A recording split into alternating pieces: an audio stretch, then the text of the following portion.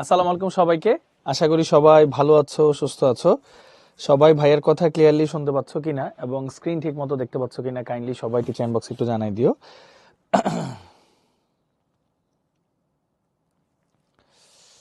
আহ, আচ্ছা আচ্ছা, thank you ভাইয়া, থ্যাংক ইউ সো মাচ। আচ্ছা, সবাই দেখতে পাচ্ছ না? মাশাআল্লাহ, ভেরি গুড। টেস্ট নিয়ে টেনশনে আছো 4 তারিখ থেকে? আরে টেনশন নিও না ভাইয়া, আল্লাহ ভরসা। আস্তে আস্তে ঠান্ডা মাথায় পরীক্ষা দিও। আর যেগুলো সমস্যা হবে সেগুলো যে আর্কাইভগুলো দেখে দেখে একটু আগায় ফেলো, তাইলেই হবে, অসুবিধা নেই। হ্যাঁ, আচ্ছা আচ্ছা হাতি, সমস্যা নেই, আস্তে আস্তে রেস্ট নাও। আজকের ক্লাসটা খুবই মানে আরামদায়ক ক্লাস, বিকজ আজকে হচ্ছে আমাদের ম্যাথমেটিক্যাল ক্যালকুলেশন অনেক বেশি। থিওরিটিক্যাল জিনিসপত্র ভাইয়া পড়াবো, জাস্ট তোমরা রিল্যাক্স হয়ে দেখো, আর কিছু জিনিস নোট করতে বলবো, তখন নোট করো, তাইলেই হবে, কোনো সমস্যা নেই। তাড়াহুড়া করার কোনো দরকার নেই। হ্যাঁ, আচ্ছা, সো চলো ভাই আমরা তাহলে শুরু করে ফেলি। হ্যাঁ, আচ্ছা, কোথায় গেল? হ্যাঁ, সামনে। তো আজকে দেখো আমরা আসলে কি পড়বো, অম্লক্ষার সম্পর্কিত বিভিন্ন মতবাদ পড়বো। পানির আয়নিক গুণফল, এসিড ক্ষারের বিয়োজন ধ্রুবক, বিয়োজন মাত্রা তো আগেও পড়ছি আমরা, আর এসিড ক্ষারের তীব্রতা, এগুলো নিয়ে আমরা আলোচনা করব।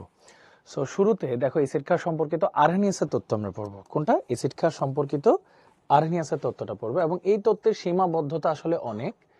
আরনিয়াস তত্ত্ব অনুযায়ী এটা শুধুমাত্র জলীয় দ্রবণ বা জলীয় মাধ্যমের জন্য প্রযোজ্য। ঠিক আছে, এটা শুধুমাত্র কোন মাধ্যমের জন্য ভাইয়া? জলীয় মাধ্যমের জন্য প্রযোজ্য, অন্য কোনো মাধ্যমে এই ফর্মুলা খাটে না।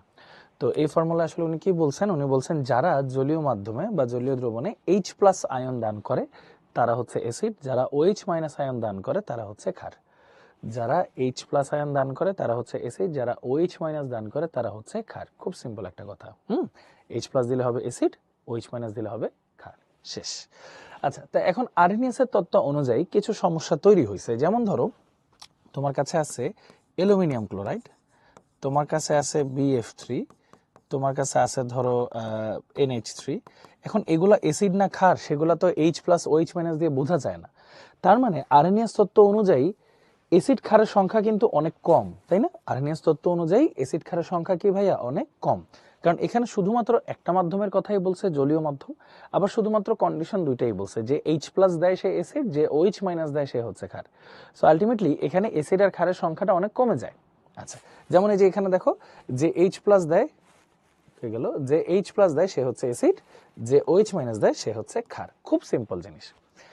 এখন আস্তে আস্তে অ্যাসিড ক্ষার তো আসলে অল্প না, অনেকগুলো আছে, তো এই জন্য আরো নতুন নতুন অনেক মতবাদ চলে আসছে ভাইয়া। এই যে দেখো আরেকটা মতবাদ চলে আসছে 1923 সালে, ব্রনস্টেড ও লাউরি। ওনারা পৃথকভাবে অ্যাসিড ও ক্ষারক সংক্রান্ত মতবাদ দিয়েছেন, এটাকে ব্রনস্টেড লাউরি তত্ত্ব বলে।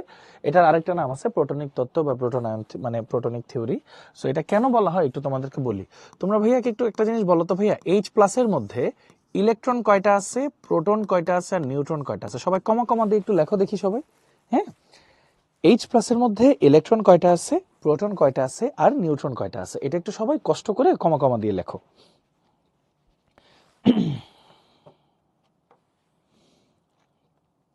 আচ্ছা, ভেরি গুড, অ্যান্সার চলে আসতেছে। H+ এ আসলে কোনো ইলেকট্রন নাই, নিউট্রনও নাই, প্রোটন আছে একটা। তার মানে H+ কে আসলে প্রোটনের মতো অনেকটা সময় বলা যায়, তো এই জন্য এখানে H+ দিয়ে তুলনা করা হয়েছে, বুঝছো? H+ দিয়ে তুলনা করা হয়েছে, মানে যারা যে কোনো মাধ্যমে H+ দান করতে পারে, এই যে দেখো প্রোটন দান করতে পারে মানে H+ দান করতে পারে, তারা হচ্ছে অ্যাসিড। আর যারা প্রোটন গ্রহণ করতে পারে মানে H+ গ্রহণ করতে পারে, তারা হচ্ছে বেস বা ক্ষার। হ্যাঁ, এই যে ক্ষারক। সো এই কথাটা বলা হয়েছে, মানে H+ দিলে হচ্ছে অ্যাসিড, H+ নিলে হচ্ছে বেস, সিম্পল কথা।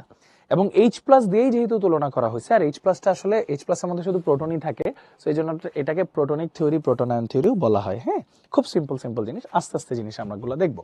এখন এইটার সাথে করেসপন্ডিং একটা জিনিস পড়া লাগে, সেটা হচ্ছে অনুবন্ধী অম্লক্ষারক। অনুবন্ধী অম্লক্ষারক যে কনসেপ্টটা আছে, এটা নিয়ে না সবার মধ্যে একটা বেশ ধোঁয়াশা কাজ করে।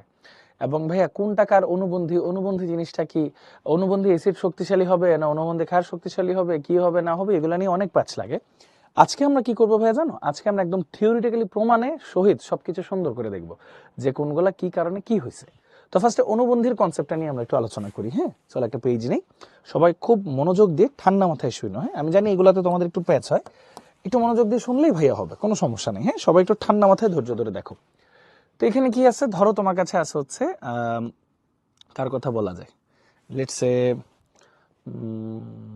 লেটসে তোমার কাছে আছে হচ্ছে ধরো অ্যামোনিয়া NH3, সাথে আমি এখানে দিলাম H2O।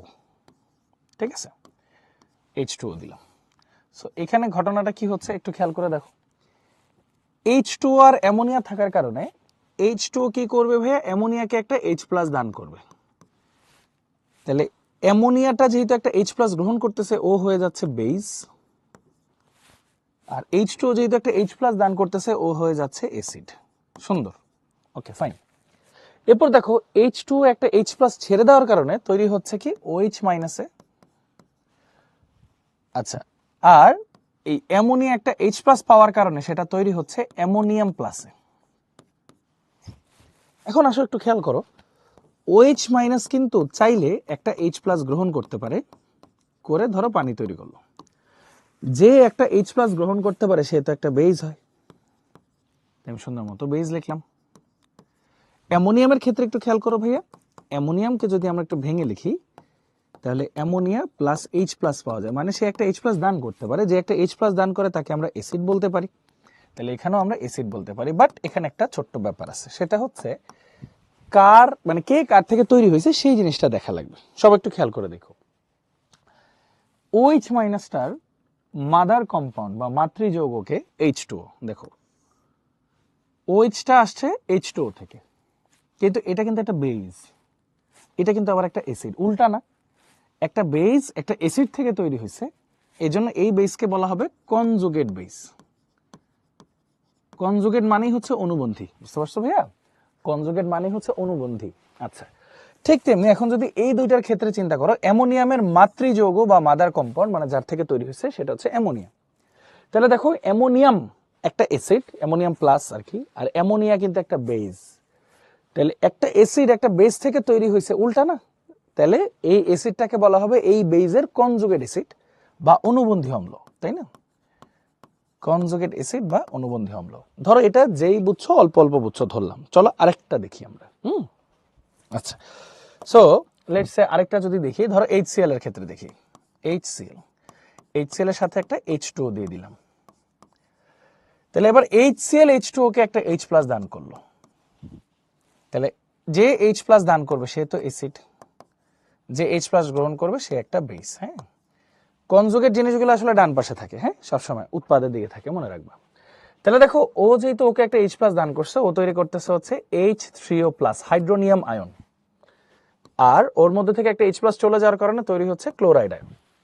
এখন সুন্দর করে একটু চিন্তা করে দেখো, হাইড্রোনিয়াম যে আয়নটা আছে, হাইড্রোনিয়াম আয়নটাকে যদি ভেঙে লিখি তাহলে কি পাওয়া যায়, H2O+ H+, মানে সে একটা H+ দান করতে পারে, তার মানে এটা একটা অ্যাসিড।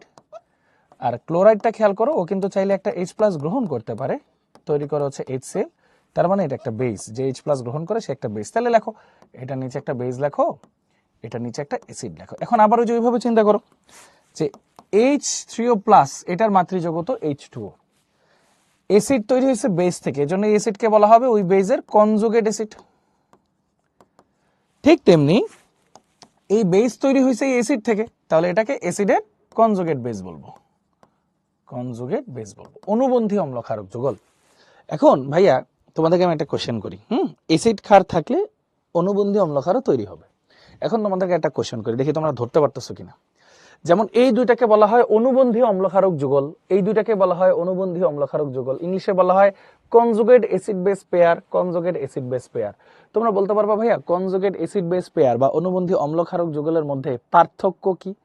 একটা মানে একটা জিনিসের পার্থক্য আছে, কিসের পার্থক্য একটু বলো তো? ঠান্ডা মাথায় চিন্তা করে বলো, কিসের পার্থক্য? থ্যাংক ইউ আজিম ভাইয়া, থ্যাংক ইউ। আছে ইনজামুল আছে, 19 পড়ছিলাম না, H+, তাই না?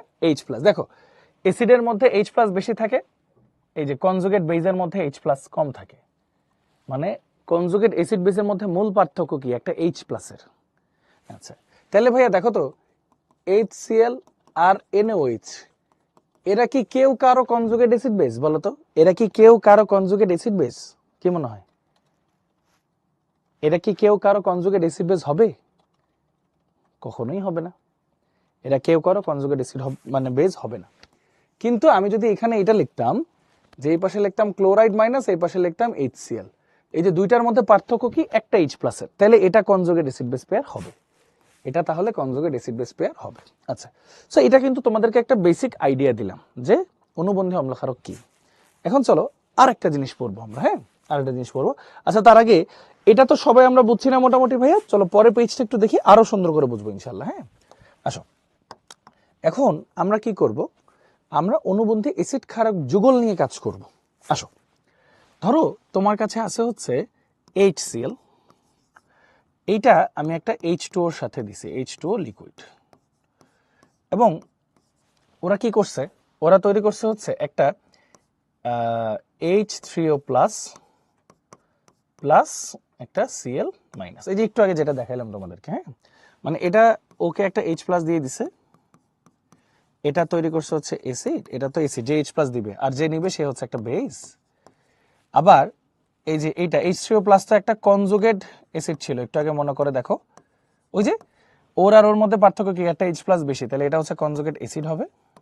আর ওর আর ওর মধ্যে পার্থক্য কি, একটা H প্লাস কম, তার মানে এটা হবে কনজুগেট বেস।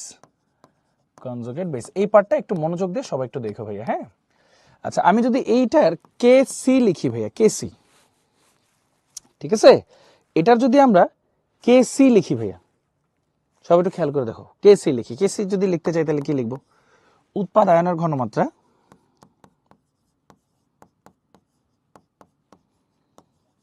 ডিভাইড বাই বিক্রিয়ক আয়নের ঘনমাত্রা।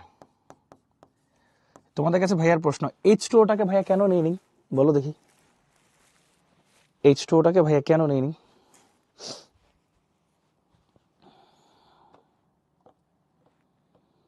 ওই যে লিকুইড লিখে রাখছি তো, তাই এটাকে আমরা নিইনি। লিটার না, লিটার না বাবা, লিকুইড। হ্যাঁ লিকুইড ছিল তাই নিই না, আমরা শুধু গ্যাসিয়াস আর অ্যাকুয়াস নিয়ে কাজ করব। হ্যাঁ আচ্ছা, ভেরি গুড, মাশাআল্লাহ, তোমরা তো তাহলে সবাই জানো। এখন এটার নাম আমরা আর KC দিব না ভাইয়া, এটার নাম হয়ে যাবে KA। কেন এটার নাম হয়েছে, দেখো পানিটা তো দুধ ভাত, হ্যাঁ আসলে আমরা HCl কে বিয়োজন করছি, পানিতে দ্রবীভূত করে দেখছি, এটা একটা অ্যাসিডের বিয়োজন ধ্রুবক, এটাকে বলা হয় অ্যাসিড ডিসোসিয়েশন কনস্ট্যান্ট, বা বাংলা যেটাকে বলা হচ্ছে অ্যাসিড বিয়োজন ধ্রুবক। ঠিক আছে, অ্যাসিডের বিয়োজন ধ্রুবক। আচ্ছা গেল, এখন আমি যদি ক্লোরিনটা নিয়ে কাজ করি, আমি যদি লেটসে ক্লোরিনটা নিয়ে কাজ করি, একটা মিনিট, হ্যাঁ ক্লোরিন নিয়ে কাজ করি, ধরো ক্লোরিন দিলাম সাথে পানি দিলাম, মানে ক্লোরাইড আয়ন দিলাম, পানি দিলাম, কি হবে দেখো, এই যে H2O এখন ওকে একটা H প্লাস দিয়ে দিবে, ও তৈরি করবে একটা HCl প্লাস OH মাইনাস। তো আমরা তো জানি HCl হচ্ছে একটা অ্যাসিড আছে, OH মাইনাস একটা বেস আছে, যে একটা H প্লাস দেয় সে একটা অ্যাসিড, আর Cl মাইনাস হচ্ছে একটা বেস। আচ্ছা তাহলে একটু খেয়াল করে দেখো, এই অ্যাসিডটা এই বেস থেকে তৈরি হয়েছে, তাই এটাকে বলবো আমরা কনজুগেট অ্যাসিড, ওই যে একটা H প্লাস এর পার্থক্য। আবার এই বেসটাই অ্যাসিড থেকে তৈরি হয়েছে, তাই এটাকে বলবো আমরা কনজুগেট বেস। তো ওই যে যেটা বললাম, পানি তো দুধ ভাত। হ্যাঁ তাহলে আমাদের কাছে কে থাকলো, বেসটা নিয়ে কাজ করতেছি, তাহলে এটার জন্য আমরা এখন বের করব KB, এটাকে বলা হয় base dissociation constant, base dissociation constant, base dissociation constant, ক্ষারের বিয়োজন ধ্রুবক বা ক্ষারকের বিয়োজন ধ্রুবক, যেটাকে আমরা বলতেছি না, ক্ষার রিলেটেড যে বিয়োজন ধ্রুবকটা আছে সেটা। আচ্ছা তাহলে কি হবে, এই যে উৎপাদনের ঘনমাত্রা ডিভাইড বাই বিক্রিয়কায়নের ঘনমাত্রা। আচ্ছা তো এইভাবে বিয়োজন ধ্রুবকগুলো আমরা আপাতত শিখে ফেললাম। বিয়োজন ধ্রুবকগুলো, অ্যাসিড বিয়োজন হলে কি হইতেছে, মানে বেস বিয়োজন হলে কি হইতেছে, সেগুলোর বিয়োজন ধ্রুবকগুলো আমরা লিখে ফেললাম। হ্যাঁ খুব সুন্দর মতো। কে আর কেবির মধ্যে পার্থক্য কি, ওই যে একটা A একটা B, একটা অ্যাসিডের একটা বেইজের, শেষ, আর কোনো পার্থক্য নেই। হ্যাঁ মানে একটা অ্যাসিডের জন্য আমরা বিয়োজন বের করতেছি, একটা বেইজের জন্য বের করতেছি, এই আর কি, আর কিছু না। হ্যাঁ আচ্ছা, সো সবার একটা কাজ করব, এখন আমরা সবাই ঝটপট এটা একটু খাতায় লিখে ফেলো, এটা একটু খাতায় লেখাটা দরকার আছে, এটা একটু খাতায় লিখে টিচার বক্সে একটা ডান লেখো। হ্যাঁ তারপর ভাইয়া বোঝাই দিচ্ছি কি করতে হবে।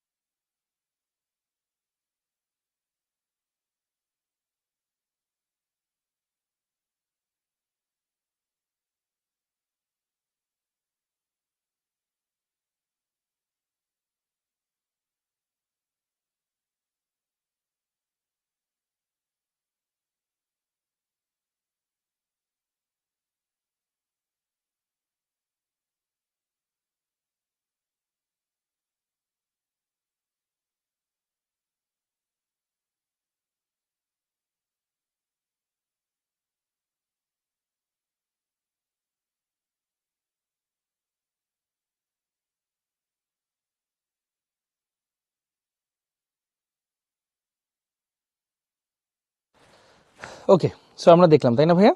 ওকে, ভেরি গুড। সো এই যে দেখো এখানে কিন্তু ভাইয়া দেখো দুইবার কিন্তু রিকেপ করে ফেলছি। হ্যাঁ, কি কি রিকেপ করলাম? ওই যে অনুবন্ধী অ্যাসিড বেজের যে ব্যাপারটা, অনুবন্ধী অম্লক্ষারকের যে বিষয়গুলো, এই যে যেমন আমরা এখানে কি বললাম অনুবন্ধী অম্লক্ষারক, দেখছো এই যে অনুবন্ধী অম্লক্ষারকের যে বিষয়গুলো কি ছিল ভাইয়া?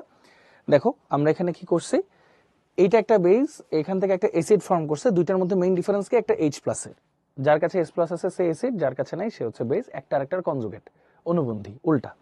আচ্ছা, এখন উল্টা বললে একটা জিনিস তোমাদের মাথায় আসে, সেটা হচ্ছে অ্যাসিডটা যদি শক্তিশালী হয় ক্ষারটা হবে মানে ক্ষারকটা হবে দুর্বল, আবার ক্ষারকটা শক্তিশালী হলে মানে বেসটা যদি স্ট্রং হয় তখন অ্যাসিডটা হবে উইক। এখন এটা প্রমাণটা কি? খালি মুখে বললেই হবে? হবে না, এটা প্রমাণটা ভাইয়া এখনই দেখাবো। ওকে, আচ্ছা। সো এখানেও কিন্তু সিমিলার জিনিসপত্র দেখাইছি। ওই যে আমরা তো লিকুইড ফর্মগুলো নেই না, বাকি সবকিছু নিচ্ছি, দেখো গ্যাসিয়াস আর অ্যাকুয়াসগুলো নিই। সো উপরে উৎপাদ নিচে বিক্রিয়ক, উপরে উৎপাদ নিচে বিক্রিয়ক। এবার খেয়াল করো এখানে কিন্তু ভাই আমরা এমন দুইটা অ্যাসিডের কে এ কে বি নিছি, মানে অ্যাসিড আর বেজের যারা একে অপরের কনজুগেট। খেয়াল করো এখানে আমরা বেসিক্যালি HCl কে ফোকাস করে নিছি, এখানে আমরা ক্লোরাইড আয়নকে ফোকাস করে নিছি। খেয়াল করছো এ এ এরা দুইজন যে একে অপরের কনজুগেট অ্যাসিড বেস পেয়ার, এটা কি তোমরা সবাই খেয়াল করছো ভাইয়া? বলো তো। না, কে কে বি এক্সামে ডিরাইভ করা লাগবে না ভাইয়া, তোমাদেরকে দেখানোর জন্য করাচ্ছি। হ্যাঁ, আচ্ছা, তাহলে এখানে কিন্তু ভাইয়া অবশ্যই এমন কে এ কে বি নিছি যারা কি অবশ্যই একজন একজনের কনজুগেট। খেয়াল করে আমি কিন্তু দুইটা যে কোনো অ্যাসিড বেস নেই নেই। হ্যাঁ, আচ্ছা, কেন বলতেছি এই যে একটু পরে বুঝবা। এখন এটাকে একটা কপি করি। এবার যে জিনিসগুলো তোমাদেরকে দেখাবো,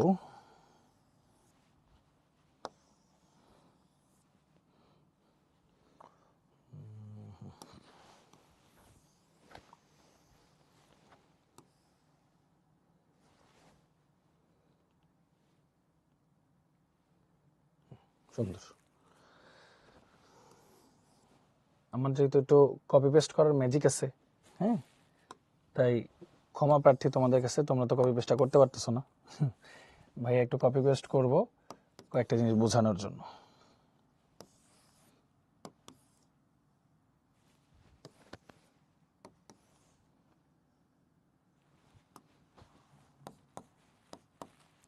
এখন আমি কে আর কেবি গুণ দিতেছি, এমন দুইটা কে আর কেবি নিছি যারা কনজুগেট অ্যাসিড বেস পেয়ার, অনুবন্ধী অম্লক্ষারক। কনজুগেট অর্থ অনুবন্ধী, উল্টা। হ্যাঁ, আচ্ছা, এখন দেখো কাটাকাটি চলে যাচ্ছে, কাটাকাটি চলে যাচ্ছে, তাহলে থাকতেছে কি ভাইয়া? H3O plus into OH minus. এখন একটা ব্যাপার তোমাদেরকে একটু বলি, হাইড্রোনিয়াম আয়নকে যদি তুমি ভাঙো ভাইয়া, তুমি H2O প্লাস H প্লাস পাবা। সো বলাই যায় যে হাইড্রোনিয়াম আয়নের ঘনমাত্রা যেটা আর H প্লাসের ঘনমাত্রা তাই। হ্যাঁ, সো আলটিমেটলি এটাকে তুমি এভাবে লিখতে পারবা H প্লাস ইন্টু OH মাইনাসের ঘনমাত্রা। এটাকেই বলা হয় ভাইয়া পানির আয়নিক গুণফল KW। Ionic product of water, ionic product of water, পানির আয়নিক গুণফল, আয়নিক প্রোডাক্ট অফ ওয়াটার। এখন আয়নিক প্রোডাক্ট অফ ওয়াটারটা কি সেখানেও ভাইয়া আসবো, টেনশনের কোনো কারণ নেই। এখন ওইটা শুরু করব। হ্যাঁ, আপাতত যা পড়ছো মাথায় স্টোর করে রাখো। হ্যাঁ, এখন আমরা একটু আরেক ধাঁচের জিনিসপত্র পড়বো, মন দিয়ে শুনো সবাই। হ্যাঁ, জাস্ট ঠান্ডা মাথায় শুনতে হবে, আর কোনো কাজ নেই। হ্যাঁ, দেখো, সো ফার্স্ট অফ অল ধরো আমি যদি তোমাদেরকে একটা পানির বিয়োজন বিক্রিয়া দেখাই, হেড হুইলার আর কোলরাস ওনারা দেখছিলেন যে হালকা কিছু যদি হিট পাওয়া যায় সেক্ষেত্রে পানিরা না নিজেই নিজে।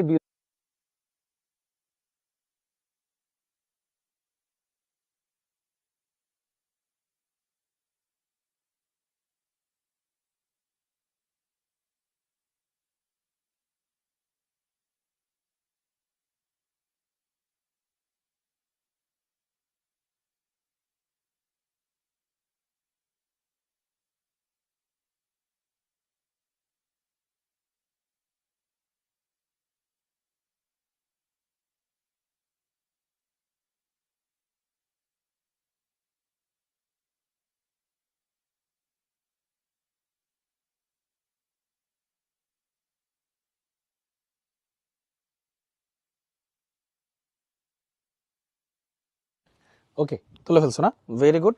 সো চলো আরেকবার একটু বুঝাই দিই জিনিসগুলোকে। হ্যাঁ, তো বিজ্ঞানী হেড হুইলার আর কোলরাস ওনারা হচ্ছেন দেখছেন যে একটু হিট পাইলেই পানি নিজেরা নিজেদের মধ্যেই বিয়োজিত হওয়া শুরু করে। হ্যাঁ, বিক্রিয়া করে বিয়োজিত হওয়া শুরু করে। সো বিয়োজিত হয়ে দেখো হাইড্রোনিয়াম আর OH মাইনাস তৈরি করলো। হ্যাঁ, এখানে ডেল এসটা দেখো পজিটিভ, মানে এটা কিন্তু তাপহারী, মানে তাপমাত্রা দিলে বিক্রিয়ার সামনে যাবে। আচ্ছা, এটা যেহেতু একটা পানির আয়নিক গুণফল আমরা যদি বের করতে চাই, তাহলে পানির থেকে বিয়োজনের পরে যেসব আয়নগুলা পাওয়া যায়, এই আয়নগুলার ঘনমাত্রার গুণফলই তো পানির আয়নিক গুণফল হবে। আর হাইড্রোনিয়াম মানে H+, তো H আর OH এর গুণফলই হচ্ছে KW। এটার একটা নির্দিষ্ট তাপমাত্রা মান হচ্ছে নির্দিষ্ট এককগুলা লিখলাম, যেহেতু দুইটা ঘনমাত্রা তাই স্কোয়ার। আচ্ছা, এরপর একটু খেয়াল করে দেখো, মানে মোল পার লিটারের উপর স্কোয়ার আর কি, যেটা বললাম।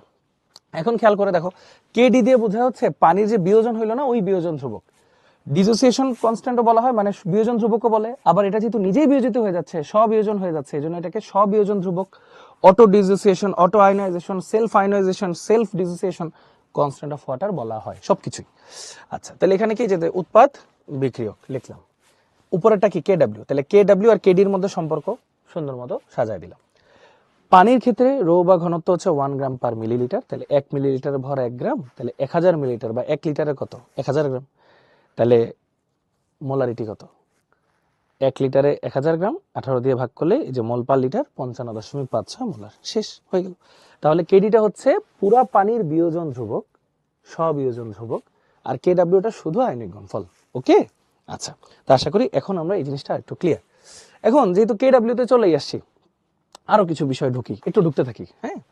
আচ্ছা, তাহলে কেডব্লিউতে যেহেতু চলেই আসছি, সো একটু আগে আমরা কি শিখলাম, এট 25 ডিগ্রি সেলসিয়াস টেম্পারেচার কেডব্লিউ এর ভ্যালুটা আসতেছে ভাইয়া 10⁻⁻14। আচ্ছা, এটা ইকুয়াল টু কত আসতেছে, H প্লাস আর OH মাইনাস এর গুণফল, H প্লাস আর OH মাইনাস এর গুণফল। আচ্ছা, তাহলে দুইটার আগেই মাইনাস লগ নিয়ে ফেলি, চলো। হ্যাঁ, তাহলে মাইনাস লগ অফ 10⁻⁻14, মানে আমি একটা জিনিস প্রমাণ করবো, তো এই জন্য দুইটার আগে মাইনাস লগ নিছি, minus log of H plus into OH minus, শেষ। আচ্ছা, মাইনাস লগ অফ 10⁻⁻14 করলে কি হয়, লগ 10 এর ভ্যালু 1, মাইনাস 14টা সামনে আসে, প্লাস 14 হয়ে যায়, তাই না? এগুলো তো আমরা সবাই জানি। তাহলে 14 ইজ ইকুয়াল টু মাইনাস মাইনাসের মতো থাকুক, হ্যাঁ, মাইনাস লগ থাকুক। আমরা কি জানি, লগ এ বি, সূত্র কি, লগ এ প্লাস লগ বি, তাহলে মাইনাস এভাবে থাকুক, মাইনাস লগ এ প্লাস মাইনাসের ভিতরে থাকুক লগ বি, ওই যে লগ এ বি, ফর্মুলা কি, লগ এ প্লাস লগ বি। তাহলে দেখো, আমরা কি জানি মোটামুটি, সেকেন্ড পেপারে থার্ড চ্যাপ্টার তো পড়ছি, পিএইচ মানে কি, মাইনাস লগ অফ এইচ মানে হচ্ছে pH, plus minus log of OH মানে হচ্ছে পিওএইচ, ইজ ইকুয়াল টু কত আসতেছে ভাইয়া 14। এটা কত ডিগ্রিতে ভাইয়া, 25 ডিগ্রি সেলসিয়াস তাপমাত্রা। এই যে ফর্মুলাটা চলে আসছে। এখান থেকে ভাইয়া একটা সহজ জিনিস আমরা বুঝতে পারি, পিএইচ এর সর্বনিম্ন ভ্যালু তাহলে কত আসে, 0, 0 বসাইলে পিওএইচ 14 আসবে। আর পিএইচ এর সর্বোচ্চ ভ্যালু কত আসে, 14, তাহলে পিওএইচটা 0 চলে আসবে, শেষ। ওই যে প্রশ্ন করে না, পিএইচ এর ভ্যালু 0 থেকে 14 এর মধ্যে কেন থাকে, ওইটার উত্তর তোমরা পেয়ে গেছো, মানে ওর সর্বোচ্চ ভ্যালু হবে 14, সর্বনিম্ন হবে 0, শেষ।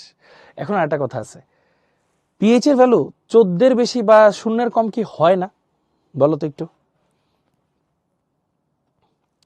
ওটা পানির ঘনমাত্রা ভাইয়া, আফরা, ওটা পানির ঘনমাত্রা 55.56, পানি নিয়ে কাজ করতেছিলাম না, হয়। ওই যে যদি অনেক বেশি অ্যাসিডিক হয়, ঘনমাত্রা 1 এর বেশি হয়, 1 মোলারের বেশি হয়, তখন পিএইচ এর ভ্যালু কিন্তু 0 কম চলে আসে, মাইনাস চলে আসে। আবার বেজের ঘনমাত্রা যদি 1 এর বেশি হয়, তখন পিএইচ এর ভ্যালু 14 এর বেশি চলে যায়। কিন্তু ইউজুয়াল স্ট্যান্ডার্ড ভ্যালু হচ্ছে 0 থেকে 14 এর মধ্যে ভ্যারি করে, 0 থেকে 14 এর মধ্যে ভ্যারি করে, বা শেষ। ওকে, একটা হলো স্ট্যান্ডার্ড ভ্যালু, আরেকটা হচ্ছে এক্সট্রিম কেসেস, হ্যাঁ, এভরিথিং ইজ পসিবল। ওকে, দিলাম।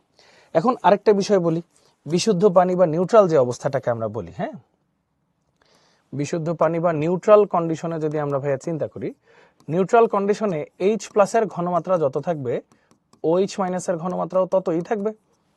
সো আলটিমেটলি এই জিনিসটাকে আমরা একটু এভাবে লিখতে পারি, এই যে দেখো, এই জিনিসটাকে আমরা লিখতে পারি 10⁻⁻14 is equal two H plus into H plus, যেহেতু OH এর জায়গায় আমরা H প্লাসটা লিখতে পারবো। সো বেসিক্যালি আমরা কি লিখতে পারি, H plus square is equal two 10⁻⁻14।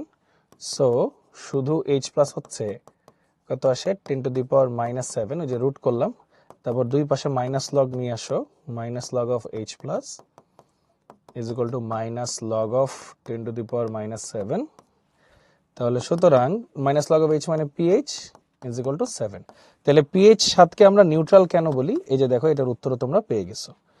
PH 7কে আমরা তাহলে নিউট্রাল কেন বলি, আশা করি এটার উত্তরও তোমরা পেয়ে গেছো, শেষ। প্লেন এন্ড সিম্পল আলোচনা। ওকে, আচ্ছা, এক্স্যাক্টলি। তাহলে সবাই এইটাও একটু ঝটপট লিখে নাও, এটা একটু কাজে লাগবে। আজকে আর জাস্ট 3-4 পৃষ্ঠা লেখাবো, হ্যাঁ, এরপর শুধু প্রবলেম সলভ করবো। ওকে, আজকে খুব সহজ, আজকে ক্লাস খুবই সহজ, আজকে টেনশন নিও না, আজকে তোমরা একদম ভালো করবা ইনশাল্লাহ। নাও করে ফেলো, করে ফেলো।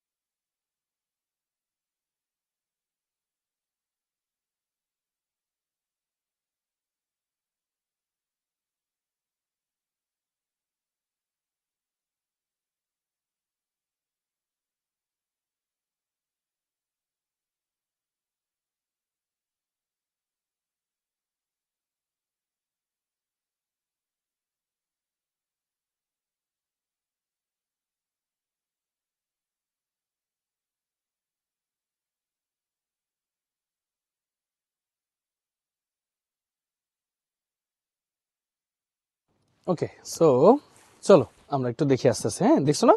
আচ্ছা, তো পিএইচ এর এই বিষয়গুলো যেহেতু লিখলাম, পিএইচ এর আরো কিছু ইন্টারেস্টিং ফ্যাক্ট আছে। এখন খুব ইন্টারেস্টিং বিষয়টা আমরা দেখবো, মজা পাবা আর কি এই জিনিসটা, আশা করি। সো দেখো, মাত্র আমরা কি পড়লাম, এট ছোট T is equal to 25 degree Celsius temperature, ঠিক আছে, 25 ডিগ্রি সেলসিয়াস তাপমাত্রায় আমরা মাত্র কি পড়ছি, কে ডাব্লিউর যে ভ্যালুটা সেটা হচ্ছে 10⁻⁻14। এই জন্য আমরা পরে কি পাইছি ভাইয়া, pH plus pOH is equal two 14 পাইছি। তারপর আমরা নিউট্রাল পয়েন্টে, নিরপেক্ষ পানি, বিশুদ্ধ পানির জন্য আমরা কি পাইছি, পিএইচ আর পিওএইচ ইজ ইকুয়াল টু 7 পাইছি। নিউট্রাল অর্ধেক, এই 14-এর অর্ধেক 7 পাইছি। সো আমরা বলতে পারি পিএইচ এর ভ্যালু 7-এর কম হইলে সেটাকে আমরা বলতেছি অ্যাসিডিক বা অম্লীয়, আর পিএইচ এর ভ্যালু গ্রেটার দেন 7 হইলে সেটাকে আমরা বলি বেসিক বা ক্ষারীয়, তাই না? ওকে, সো এই জিনিসটা আমরা মোটামুটি সবাই ক্লিয়ার, এটা নিয়ে কারো কোনো ডাউট থাকার কথা না। এখন বাদ থাকলো হচ্ছে, আমি যদি তাপমাত্রা কমাই বাড়াই তখন তাহলে কি হবে ভাইয়া? আমি যদি তাপমাত্রা কমাই বাড়াই সেই ক্ষেত্রে কি হতে পারে সেটা একটু আলোচনা করি। জাস্ট এ বিট, ওকে। আমি যদি একটু তাপমাত্রা কমাই বাড়াই সেই ক্ষেত্রে কি হবে, সবাই একটু মন দিয়ে শুনো।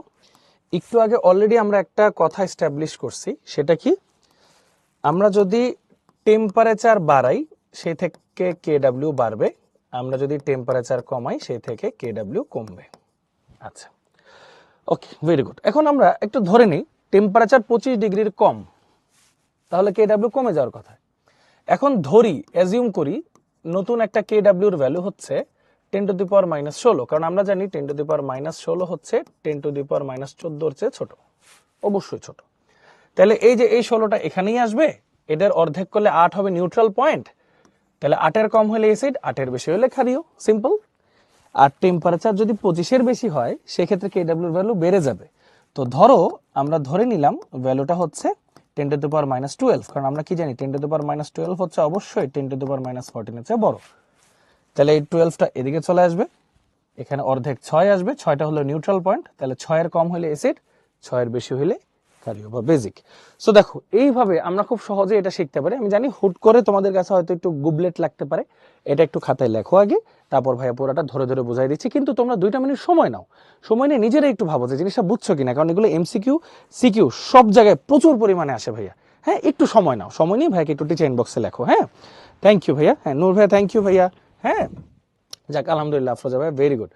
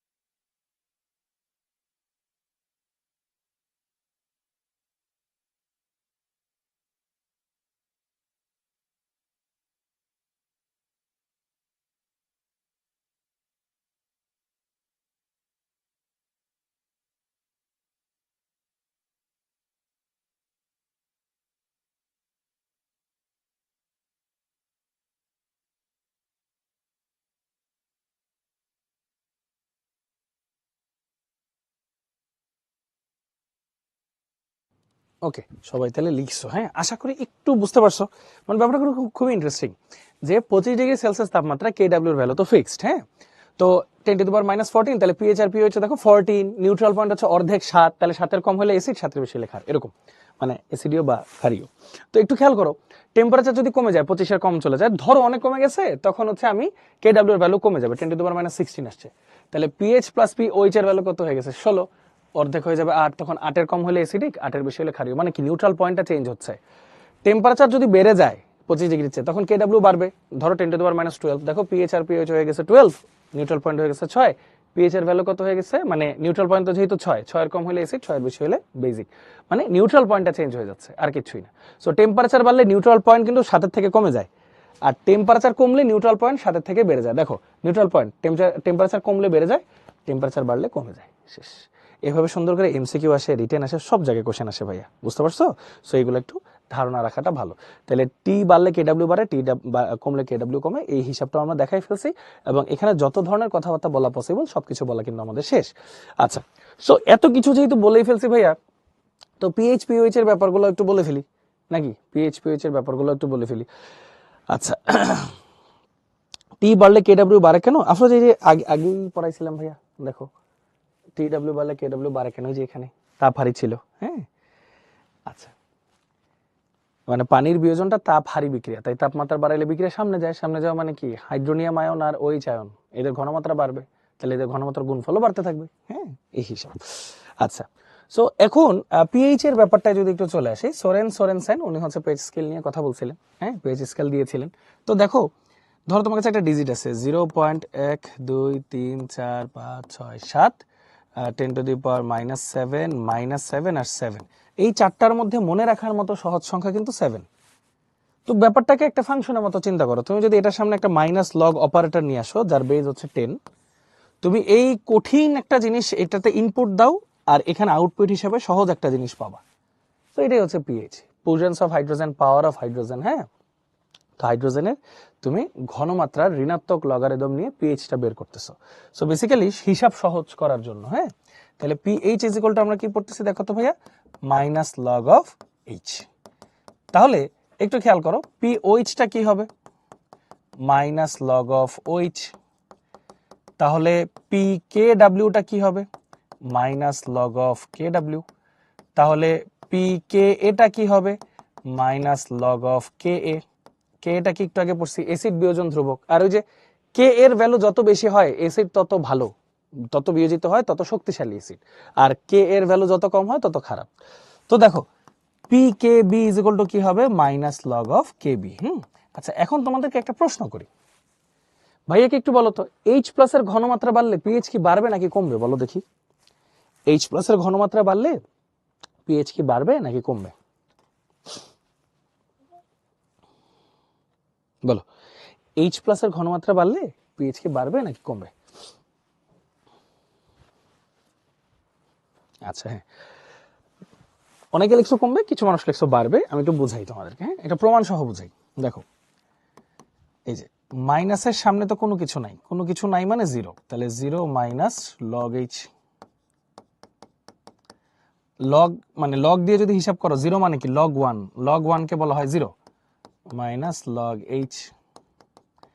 ফর্মুলা দেখো, লগ এ মাইনাস লগ বি, সূত্র কি, লগ এ বাই বি। তার মানে আমরা কি শিখলাম, পিএইচ আর এইচ প্লাস তো একটু ব্যস্তানুপাতিক না, তার মানে এইচ প্লাস যদি বাড়ে পিএইচ কমবে। ঠিক তেমনি এখানে ইম্পর্টেন্ট যে টপিকটা আছে, কে এর ভ্যালু যদি বেশি হয় তার মানে পি কে এর ভ্যালু কম হবে, কে বির ভ্যালু যদি বেশি হয় পি কে বি এর ভ্যালু কম হবে। এই হচ্ছে ওভারঅল কথাবার্তা, এই হচ্ছে ওভারঅল কথাবার্তা। ওকে,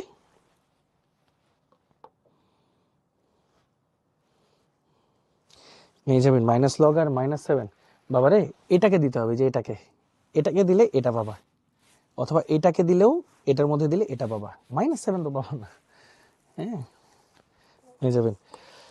আচ্ছা দেখো, একদম প্রমাণ সহ দেখাই দিলাম, মানে এইচ বাড়লে পিএইচ কমবে, এইচ কমলে পিএইচ বাড়বে, সহজ কথা। এইচ বাড়তেছে মানে কি, অ্যাসিডিটি বাড়তেছে, আর পিএইচ যত কম হয় তত অ্যাসিডিক, তাই না? তাহলে এইচ বাড়লে পিএইচ কমবে, আবার পিএইচ বাড়লে এইচ কমবে, সিম্পল হিসাব। ওই সেম কথা ওখানে, কে এ বাড়লে পি কে এ কমবে, কেবি বাড়লে পিকেবি কমবে। আচ্ছা, সো এখানে দেখো অনেক কথাবার্তা বলে ফেলছি, ঠিক আছে, অনেক কথাবার্তা বলে ফেলছি, অনেক কিছু কথাবার্তা এখানে হয়ে গেছে। আচ্ছা, আবার এই যে এইখানে যে কথাবার্তাগুলো ছিল কি ছিল, যে 25 ডিগ্রিতে তো আমরা এটার ভ্যালুগুলো জানি, কিন্তু তাপমাত্রা বাড়াইলে কে ডাব্লিউ বাড়ে, আর কে ডাব্লিউ বাড়ার অর্থ কি, নিউট্রাল পয়েন্ট কমে যায়। এই যে নিউট্রাল পয়েন্ট কমে যায়, আগে 7 ছিল, এখন ধরো 6 হয়ে গেছে, মানে এখন 6-এর কম হইলে হবে অ্যাসিড, 6-এর বেশি হইলে হবে বেজ, মানে 7 হইলেও কিন্তু বেজ। আচ্ছা, আর টেম্পারেচার কমলে কে ডাব্লিউ কি হয়, কমে যায়। কে ডাব্লিউ যদি কমে যায়, খেয়াল করো, টেম্পারেচার বাড়লে যদি কে ডাব্লিউ বাড়ে, টেম্পারেচার কমলে কি হবে, কে ডাব্লিউ কমবে। কে ডাব্লিউ কমলে কি হয়, নিউট্রাল পয়েন্ট আবার একটু বেড়ে যায়। দেখছো, নিউট্রাল পয়েন্টে আগে ছিল 7, এখন হয়ে গেছে 8, মানে এখন 8-এর কম হইলে হবে কি, অ্যাসিডিক, 8-এর বেশি হইলে বেসিক, মানে 7 হইলে কিন্তু অ্যাসিডিকের দিকে গেছে। হ্যাঁ, এই হচ্ছে মোটামুটি ঘটনা। সো আশা করি এগুলো আমরা সবাই কম বেশি এখন বুঝি, তাই না? আচ্ছা, এখন তোমাদেরকে যেই জিনিসটা পড়ানোর জন্য এত বকবক করলাম, এই যে এই কে এ কেবির ব্যাপারটা, এই যে কে এ কেবির ব্যাপারটা দেখো, মাত্র ভাইয়া কি শিখাইলাম, এই যে এই কে এ কেবির ব্যাপারটা, K A into KB is equal to K W, নাকি? তাহলে একটা পেজ নিই, দেখো, কে এ ইন্টু কেবি। আচ্ছা, একটা পেজ কেন নেবো, শুধু শুধু পেজ নিলে এবার মাথা ঘোরাবে, দাঁড়াও ওই পেজেই দেখাই। এই যে দেখো, আমরা একটু আগে কি পড়ছি, তাহলে ফাইনালি আমাদের কাছে কি দাঁড়াইলো, K A into KB is equal to K W. এটা কিন্তু যে কোনো দুইটা অ্যাসিড বেজের জন্য প্রযোজ্য না, এটা শুধুমাত্র কাদের জন্য প্রযোজ্য, যারা হচ্ছে অনুবন্ধী অম্লক্ষার। তার মানে ধরো কে ডাব্লিউর ভ্যালু 10, এটা 5 ইন্টু 2 এইভাবেও লেখা যায়, আবার 2 ইন্টু 5 এইভাবেও লেখা যায়। মানে কে এর ভ্যালু বাড়লে কে বির ভ্যালু কম হবে, আবার কে বির ভ্যালু বাড়লে কে এর ভ্যালু কম হবে। মানে কি, অ্যাসিডটা শক্তিশালী হইলে তার অনুবন্ধী ক্ষারকটা হবে দুর্বল, মানে কনজুগেট বেসটা হবে দুর্বল, আবার বেসটা যদি শক্তিশালী হয় তখন তার কনজুগেট অ্যাসিডটা হবে দুর্বল। একদম প্রমাণ সহ ভাইয়া দেখাই দিলাম, কারণ এটা তো একটা নির্দিষ্ট তাপমাত্রায় ফিক্সড ভ্যালু, এটা একটা নির্দিষ্ট তাপমাত্রায় ফিক্সড ভ্যালু। বলো সবাই কি এই জিনিসটা ক্লিয়ার হইছো? বলেন ভাইয়া কি একটু কষ্ট করে টিচার ইনবক্সে, এটা আমরা সবাই ক্লিয়ার হয়েছে কিনা।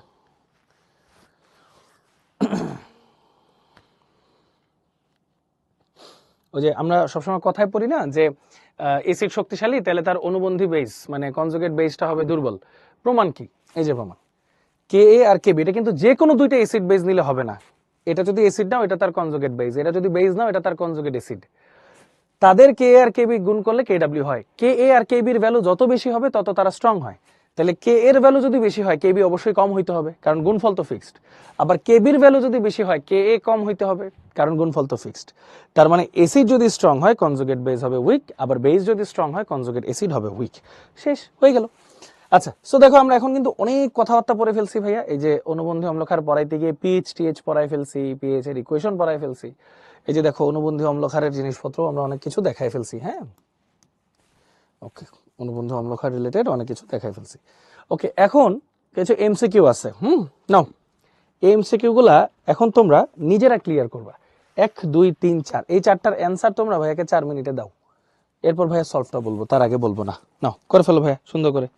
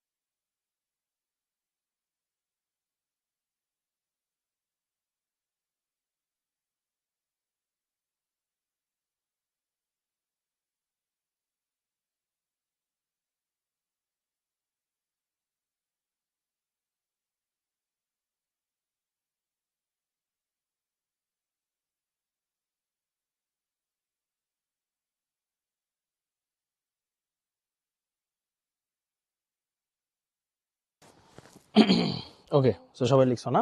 দেখি কি করলা। বিক্রিয়াটিতে অনুবন্ধী ক্ষারক কোনটি? আচ্ছা, খুব সিম্পল ভাবে একটু চিন্তা করো। এটা যদি অ্যাসিড হয়, তাই না, এটা থেকে একটা H+ কম হলেই তো এটা হবে কনজুগেট বেস, মানে অনুবন্ধী ক্ষারক, তাই না? অনুবন্ধী ক্ষারক তাহলে কোনটা? সি। শেষ হয়ে গেল। এই যে HCO3- এরকম টাইপের উভধর্মী আয়নগুলা একটু তোমাদেরকে বলি। ধরো তোমার কাছে আছে HCO3-, তুমি যদি এটার সাথে একটা H+ যোগ করো, দেখো কোনো কিছুর সাথে H+ যোগ করা মানে কি, সে নিজে একটা বেস, এরপর তুমি যাকে পাবা দেখো H2CO3 পাবা, এটা কিন্তু তার কনজুগেট অ্যাসিড, তাই না? আবার এটা থেকে যদি একটা H+ মাইনাস করো, তুমি H+ যদি মাইনাস করো, ও H+ ত্যাগ করতেছে, তার মানে এটা একটা অ্যাসিড। এরপর তুমি যাকে পাবা কার্বনেট, একটা H+ কম আছে, তাহলে এটাকে আমরা বলবো কনজুগেট বেস। দুই ভাবেই হইতে পারে, H+ কমাইতেও পারো, বাড়াইতে পারো। এখানে বলছে কি, HCO3- এর অনুবন্ধী ক্ষারক কনজুগেট বেস কোনটি? বেস হলে কি একটা H+ কম হবে, একটা H+ কম হবে। এই যে অ্যান্সার হচ্ছে বি। শেষ। সুন্দর। কোন বিক্রিয়াটিতে পানি একটি ব্রোনস্টেড লাউরি অম্ল হিসেবে কাজ করে? এই যে দেখো, পানি অ্যামোনিয়াকে একটা H+ দান করতেছে, তার মানে এখানে একটা বেস, এখানে একটা, এটা একটা অ্যাসিড, এটা একটা বেস হিসেবে কাজ করতেছে, তার মানে পানিটা অম্ল হিসেবে কাজ করতেছে। শেষ। কোনটি অনুবন্ধী অম্লক্ষারক যুগল? একটা H+ এর পার্থক্য থাকবে, এই যে বি, আর অন্য কোনোটা কিন্তু না। তাহলে অ্যান্সার হচ্ছে C BBB। C BBB, বুঝতে পারছো? অ্যান্সার কিন্তু C BBB। কেউ কিন্তু ভুলেও ভুল করার সুযোগ নাই। হ্যাঁ, ওকে। আর এই 2 নম্বরটা তো বুঝছো, মানে এখানে তোমার প্রশ্নে কি চাইছে সেটা হচ্ছে আসল। অনুবন্ধী ক্ষারক চাইছে, মানে এটা থেকে একটা H+ বাদ দিতে হবে। যদি অনুবন্ধী অ্যাসিড বলতো, তাহলে এটার সাথে একটা H+ যোগ করতে, কারণ অ্যাসিডে H+ বেশি থাকে, ক্ষারকে একটা কম থাকে। শেষ, আর কিছু না। ক্লিয়ার ভাইয়া? আমি জানি এরকম অনেক কনফিউশন থাকে, আশা করি এখন তোমাদের ক্লিয়ার হচ্ছে। হ্যাঁ,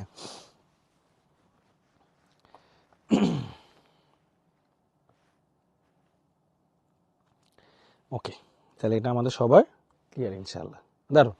সো এটা আমাদের সবার ক্লিয়ার। চলো তাহলে একটু সামনের দিকে যাই আমরা। এবার হচ্ছে অ্যাসিড ক্ষারক সম্পর্কিত লুইস তত্ত্ব। অ্যাসিড ক্ষারক সম্পর্কিত লুইস তত্ত্বে আসি। লুইস তত্ত্ব আছে, কুইজ আছে একটা ভাইয়া। লুইস তত্ত্ব খুবই সহজ।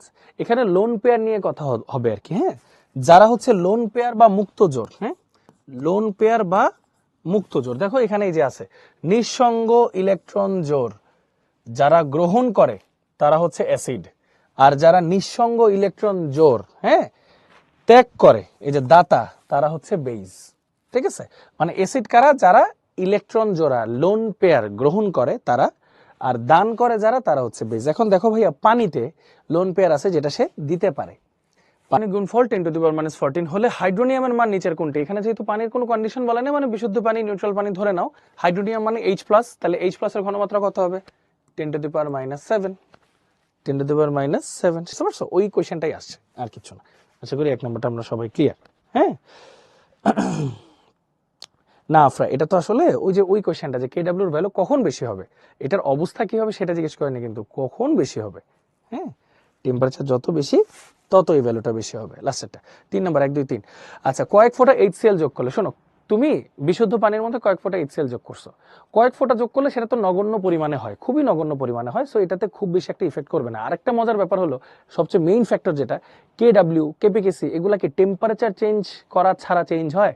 চেঞ্জ হয় না। তার মানে KW এর ভ্যালু ফিক্স থাকবে 25°C তাপমাত্রায়। সেটা কত থাকবে? 10⁻14, যেটা মেইন কথা। KW তো একটা কনস্ট্যান্ট, টেম্পারেচার চেঞ্জ না হলে এটা চেঞ্জ হবে না। এখানে টেম্পারেচার চেঞ্জের কোনো কথা বলে নাই, সো এটার ভ্যালু চেঞ্জ হবে না, 10⁻14 থাকবে। ওকে ভাইয়া? আফরোজা বুঝছো? আশিক বুঝছো? হ্যাঁ, তামিম আশা করি বুঝছো ভাইয়া? হ্যাঁ, আলহামদুলিল্লাহ, ভেরি গুড। আশিক বুঝছো আশা করি? হ্যাঁ, ক্লিয়ার, ভেরি গুড। সো এটা আশা করি ক্লিয়ার। একটু জানাই দাও ভাইয়াকে ফার্স্ট। হ্যাঁ, ওকে, ভেরি গুড, চমৎকার। সো এই যে এটা আমরা বুঝলাম। এরপর এই যে অ্যাসিড ক্ষারকের বিয়োজন ধ্রুবক, এটা অলরেডি আমরা পড়ে ফেলছি। অ্যাসিড ক্ষারকের বিয়োজন ধ্রুবক রিলেটেড যা যা পড়াশোনা আছে সবকিছু পড়ে ফেলেছি। ওকে, সো এখন অ্যাসিড ও ক্ষারকের শক্তি মাত্রা। আচ্ছা, শক্তি মাত্রা নিয়ে পড়াশোনা আছে, শক্তি মাত্রা নিয়ে আমরা পড়ব। শক্তি মাত্রা নিয়ে আমরা পড়ব, অ্যাসিড আর ক্ষারকের শক্তি মাত্রা নিয়ে আমরা আলোচনা করব। তার আগে এখানে কয়েকটা ক্যাটাগরি আছে। ভাইয়া, আমরা কি কেন্দ্রীয় পরমাণুর জারণ মান এগুলো বের করতে পারি? বলো তো একটু কষ্ট করে। কেন্দ্রীয় পরমাণুর জারণ মান এগুলো আমরা বের করতে পারি কিনা?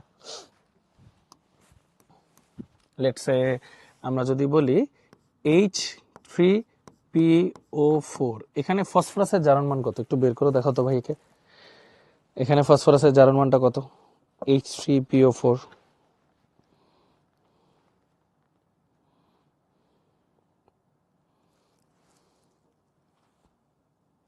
আচ্ছা, ভুলে গেলে সমস্যা নেই, এই জন্যই আমি দেখানোর চেষ্টা করতেছি আর কি।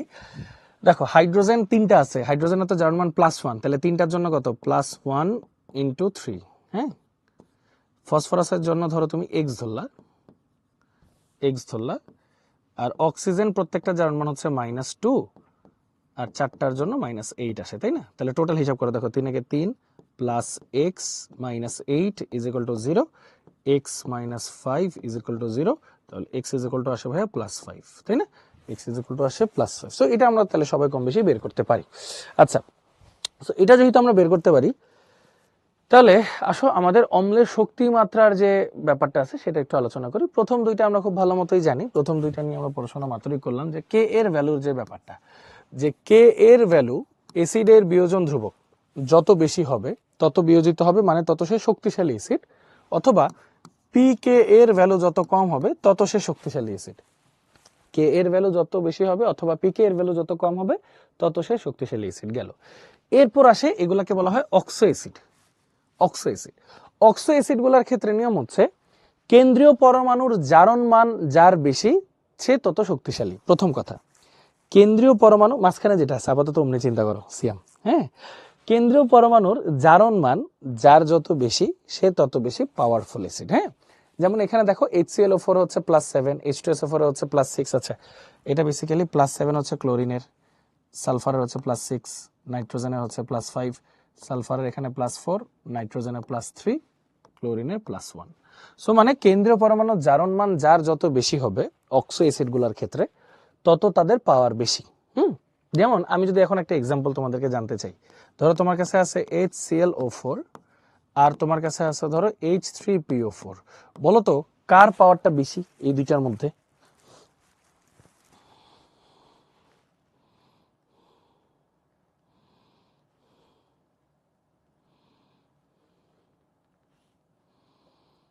আচ্ছা, ভেরি গুড। লাস্টের দিকে ভাইয়া, বুঝছো নোমান, লাস্টের দিকে ইনশাল্লাহ অর্গানিকটা।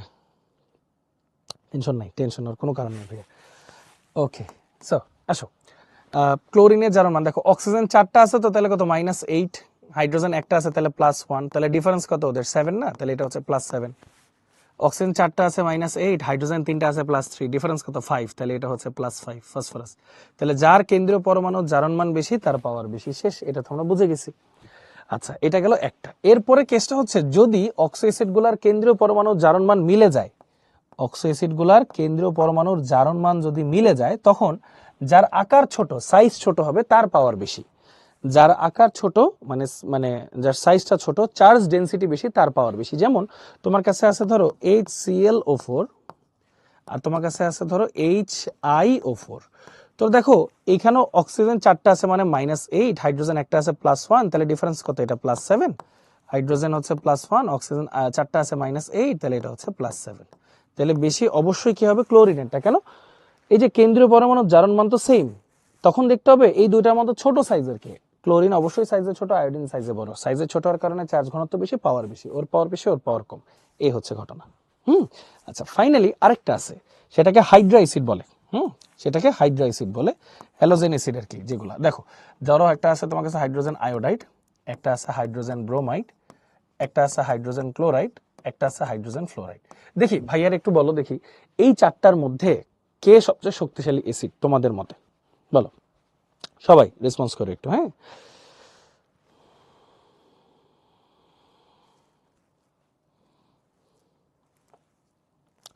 এটার আসলে অনেক ফ্যাক্টর ডিপেন্ড করে, আপাত দৃষ্টিতে এটাই বলা যায় আফরা। হ্যাঁ, আচ্ছা, না জার্মান মুখস্থ করো না রাজ ভাইয়া, ওই যে কয়টা ইলেকট্রন আদান প্রদান করে অন্য চিন্তা করবা। আমি জানতাম অনেকেই HF লিখবা, আসলে ব্যাপারটা এরকম না। আসলে তোমাদেরকে দেখাই, ঠান্ডা মাথায় চিন্তা করো। হ্যাঁ, সেটা হচ্ছে ভাইয়া পারফেক্ট ল্যাটিস আর ইমপারফেক্ট ল্যাটিস, এই জিনিসটা একটু তোমাদেরকে বুঝাই। হ্যাঁ, ধরো অ্যানায়ন সাইজে ছোট, ক্যাটায়নও সাইজে ছোট, মানে দুইটার সাইজের পার্থক্য খুব কম, তাহলে তাদের বন্ধন হবে অনেক তীব্র। এটাকে আমরা বলি পারফেক্ট ল্যাটিস, মানে ওদেরকে সহজে ভাঙা যায় না, ওদেরকে সহজে ভাঙা যায় না। আচ্ছা ঠিক আছে, এখন ধরো অ্যানায়ন সাইজে, অ্যানায়ন বা ক্যাটায়ন যে কোনো একটা সাইজে ছোট, আরেকটা সাইজে অনেক বড়, মানে পার্থক্য অনেক বেশি। তাহলে ওদের মধ্যে বন্ধনটা অতটা শক্তিশালী হয় না, ওটাকে সহজে ভেঙে ফেলা যায়। তার মানে ওইটাকে আমরা শক্তিশালী অ্যাসিড বলবো। কারণ শক্তিশালী অ্যাসিড মানে কি, যে যত দ্রুত বিয়োজিত হয়ে H+ দান করতে পারে সে তত শক্তিশালী অ্যাসিড। সে যদি ভেঙে যায় দ্রুত তাহলে সহজে H+ দিবে, সে তত শক্তিশালী হবে। তাহলে একটু চিন্তা করে দেখো ভাইয়া, আমরা যদি আকারের পার্থক্যটা চিন্তা করি, হাইড্রোজেন ধরো সাইজে এতটুক, ফ্লোরিন সাইজে এতটুক, হ্যাঁ, হাইড্রোজেন এতটুক, ক্লোরিন আরেকটু বড়, হাইড্রোজেন এতটুক, ব্রোমিন আরেকটু বড়, হাইড্রোজেন এতটুক, আয়োডিন আরও বড়। তাহলে তোমরা তো বুঝতেই পারতেছো এইটা হলো হাইড্রোজেন আর আয়োডিনের সাইজ কাছাকাছি, তাহলে এটার বন্ধন অনেক শক্তিশালী, এটাকে সহজে ভাঙা যাবে না। কিন্তু এখানে দেখো হাইড্রোজেন আর আয়োডিনের সাইজে অনেক পার্থক্য, তাহলে এটাকে সহজেই ভেঙে ফেলা যাবে। তাহলে শক্তিশালী অ্যাসিডটাকে অবশ্যই হাইড্রোজেন আয়োডাইড, তারপর ব্রোমাইড, তারপর ক্লোরাইড এবং ফাইনালি ফ্লোরাইড। এটা কিন্তু মনে রাখতে হবে, খুবই খুবই খুবই ইম্পর্টেন্ট বিষয়, খুবই খুবই খুবই ইম্পর্টেন্ট বিষয়। কেন্দ্রীয় পরমাণু জার্মান বের করতে হবে আব্দুল্লাহ, যে ভাইয়া যেটা দেখাইলাম, হ্যাঁ, কিভাবে বের করতে হয় ওই প্রসেসটা। না, জার্মান মুখস্থ করতে হবে না রাজ ভাইয়া, আমি অ্যান্সার দিছি ভাইয়া। হ্যাঁ,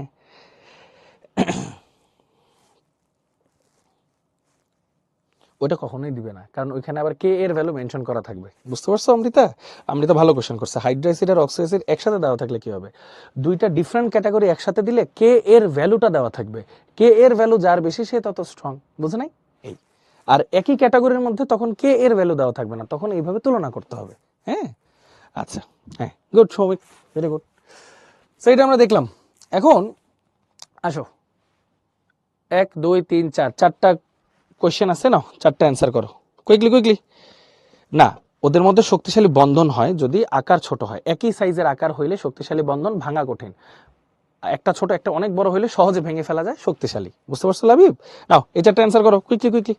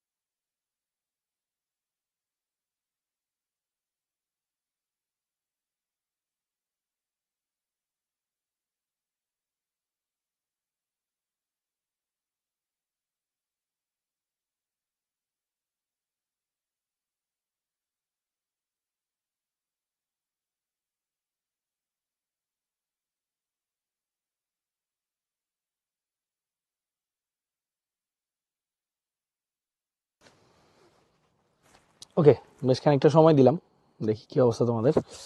আচ্ছা, প্রথমে সবচেয়ে শক্তিশালী অ্যাসিড নিচের কোনটি? তো দেখো ভাইয়া, অক্সিজেন 4টা আছে, তাহলে এটা হচ্ছে -8, হাইড্রোজেন 3টা আছে +3, তাহলে গ্যাপ কত? +5, নাকি? সবাই একটু বললো কিন্তু। অক্সিজেন 3টা আছে, তাহলে হচ্ছে -6, এটা +1, তাহলে এটা হচ্ছে +5। আচ্ছা, 4টা আছে, তাহলে -8 +2, তাহলে এটা হচ্ছে +6, -8 +1, তাহলে এটা হচ্ছে +7, তাহলে সবচেয়ে বেশি তো +7, তাহলে এটাই থাকতেছে অক্সাইড গুলোর মধ্যে কেন্দ্রীয় পরমাণু, জারণ মানটা যার বেশি হবে তার পাওয়ার বেশি, আর জারণ মান সমান হয়ে গেলে যার সাইজ ছোট তার পাওয়ার বেশি, মানে চার্জ ঘনত্ব বেশি। আচ্ছা, তার পাওয়ার তখন বেশি হবে। সো এটা মোটামুটি দেখলাম 6, 1, 5, হ্যাঁ ঠিক আছে,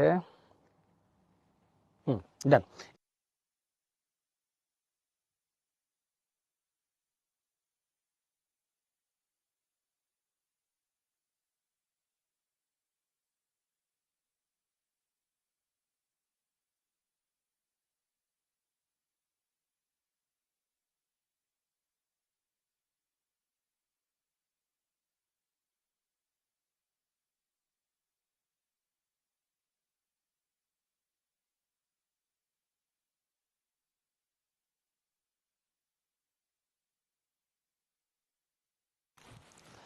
আচ্ছা, পোলটা তাহলে ক্লোজ করতেছি, হ্যাঁ।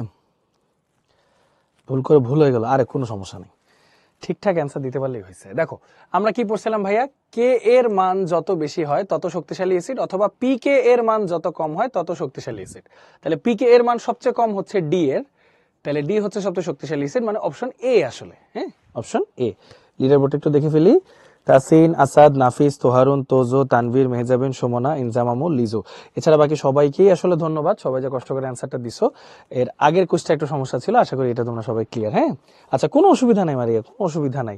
আমি তোমাদের একটা জিনিস বলি, লিডার বোর্ডে আসাটা আসল কথা না, আসল কথা হচ্ছে তুমি যে কারেক্টলি অ্যান্সার করতে পারছো কিনা। এখন তোমার মনে হতে পারে ভাইয়া কয়েকজন তো ন্যানো সেকেন্ডে অ্যান্সার দিয়ে দেয়, আমি তো পারি না ভাইয়া, তার মানে আমি কি পিছিয়ে আছি কিনা। না ভাইয়া, তুমি একটু বেশি বেশি প্র্যাকটিস করো ভাইয়া, ইনশাল্লাহ হয়ে যাবে, এটা নিয়ে টেনশনের কোনো কারণ নাই, হ্যাঁ। লিডার বোর্ডে আসতে হবে, টপ করতে হবে, এগুলা চিন্তা করার দরকার নেই, আগে ঠান্ডা মাথায় পারো, তারপর সব কিছু, হ্যাঁ। আচ্ছা, সো চলো, এগুলো আমরা দেখলাম, এখন এগুলোও দেখলাম। আচ্ছা, এখন আমরা পড়বো হচ্ছে পিএইচ আর পিওএইচ এর বিষয়গুলো, হ্যাঁ। খুবই ছোট ছোট সহজ সহজ জিনিস, সিম্পল ইজি হিসাব কিতাব। আচ্ছা, তাহলে পিএইচ পড়ার আগে কি একটা ছোট ব্রেক দেবো নাকি? দিই, হ্যাঁ। ওকে, তাহলে পিএইচ পড়ার আগে একটা ছোট্ট ব্রেক দিই। কয়টা বাজে? 59 বাজে, তো 9 পর্যন্ত একটা ব্রেক দিই না, 10টা 9 পর্যন্ত একটা ব্রেক দিই, তোমরা 10 মিনিট একটা রেস্ট নাও। ইন দ্য মিন টাইম কারো কোনো কোয়েশ্চেন থাকলে কোনো ব্যাপারে ভাইয়াকে লেখো, কোনো অসুবিধা নেই। হুম, ব্রেক দেবো না? শিওর?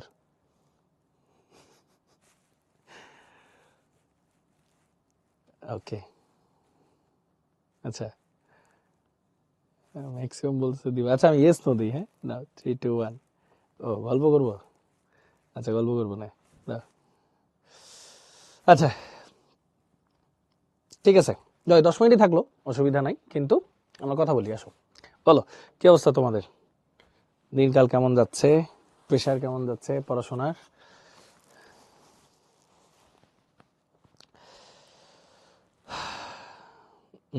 ওটা একটু পিছিয়ে টান দিয়ে একটু দেখে আসুই মা, হ্যাঁ, তাহলে এখনই দেখে ফেলবা, কোনো সমস্যা নেই, হ্যাঁ।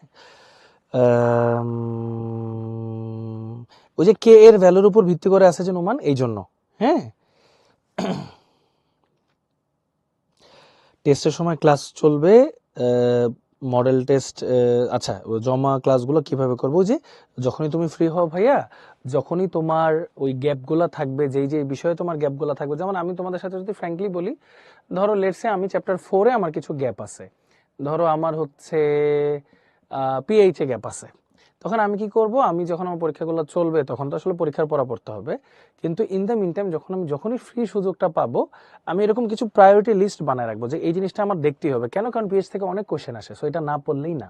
সেই জন্য পিএইচ টপিকটা আমি রেকর্ডেড ভিডিওটা পরে তখন দেখে নিব, হ্যাঁ, এটাই করতে হবে ভাইয়া। আসলে পরিতর আমি ভাইয়া এই যে আসছে, পড়তে বসলে ঘুম আসে, এটার সমাধান কি? এটার আসলে কোনো সমাধান নাই ভাইয়া, বিকজ হলো আমি নিজেই এটার ভুক্তভোগী।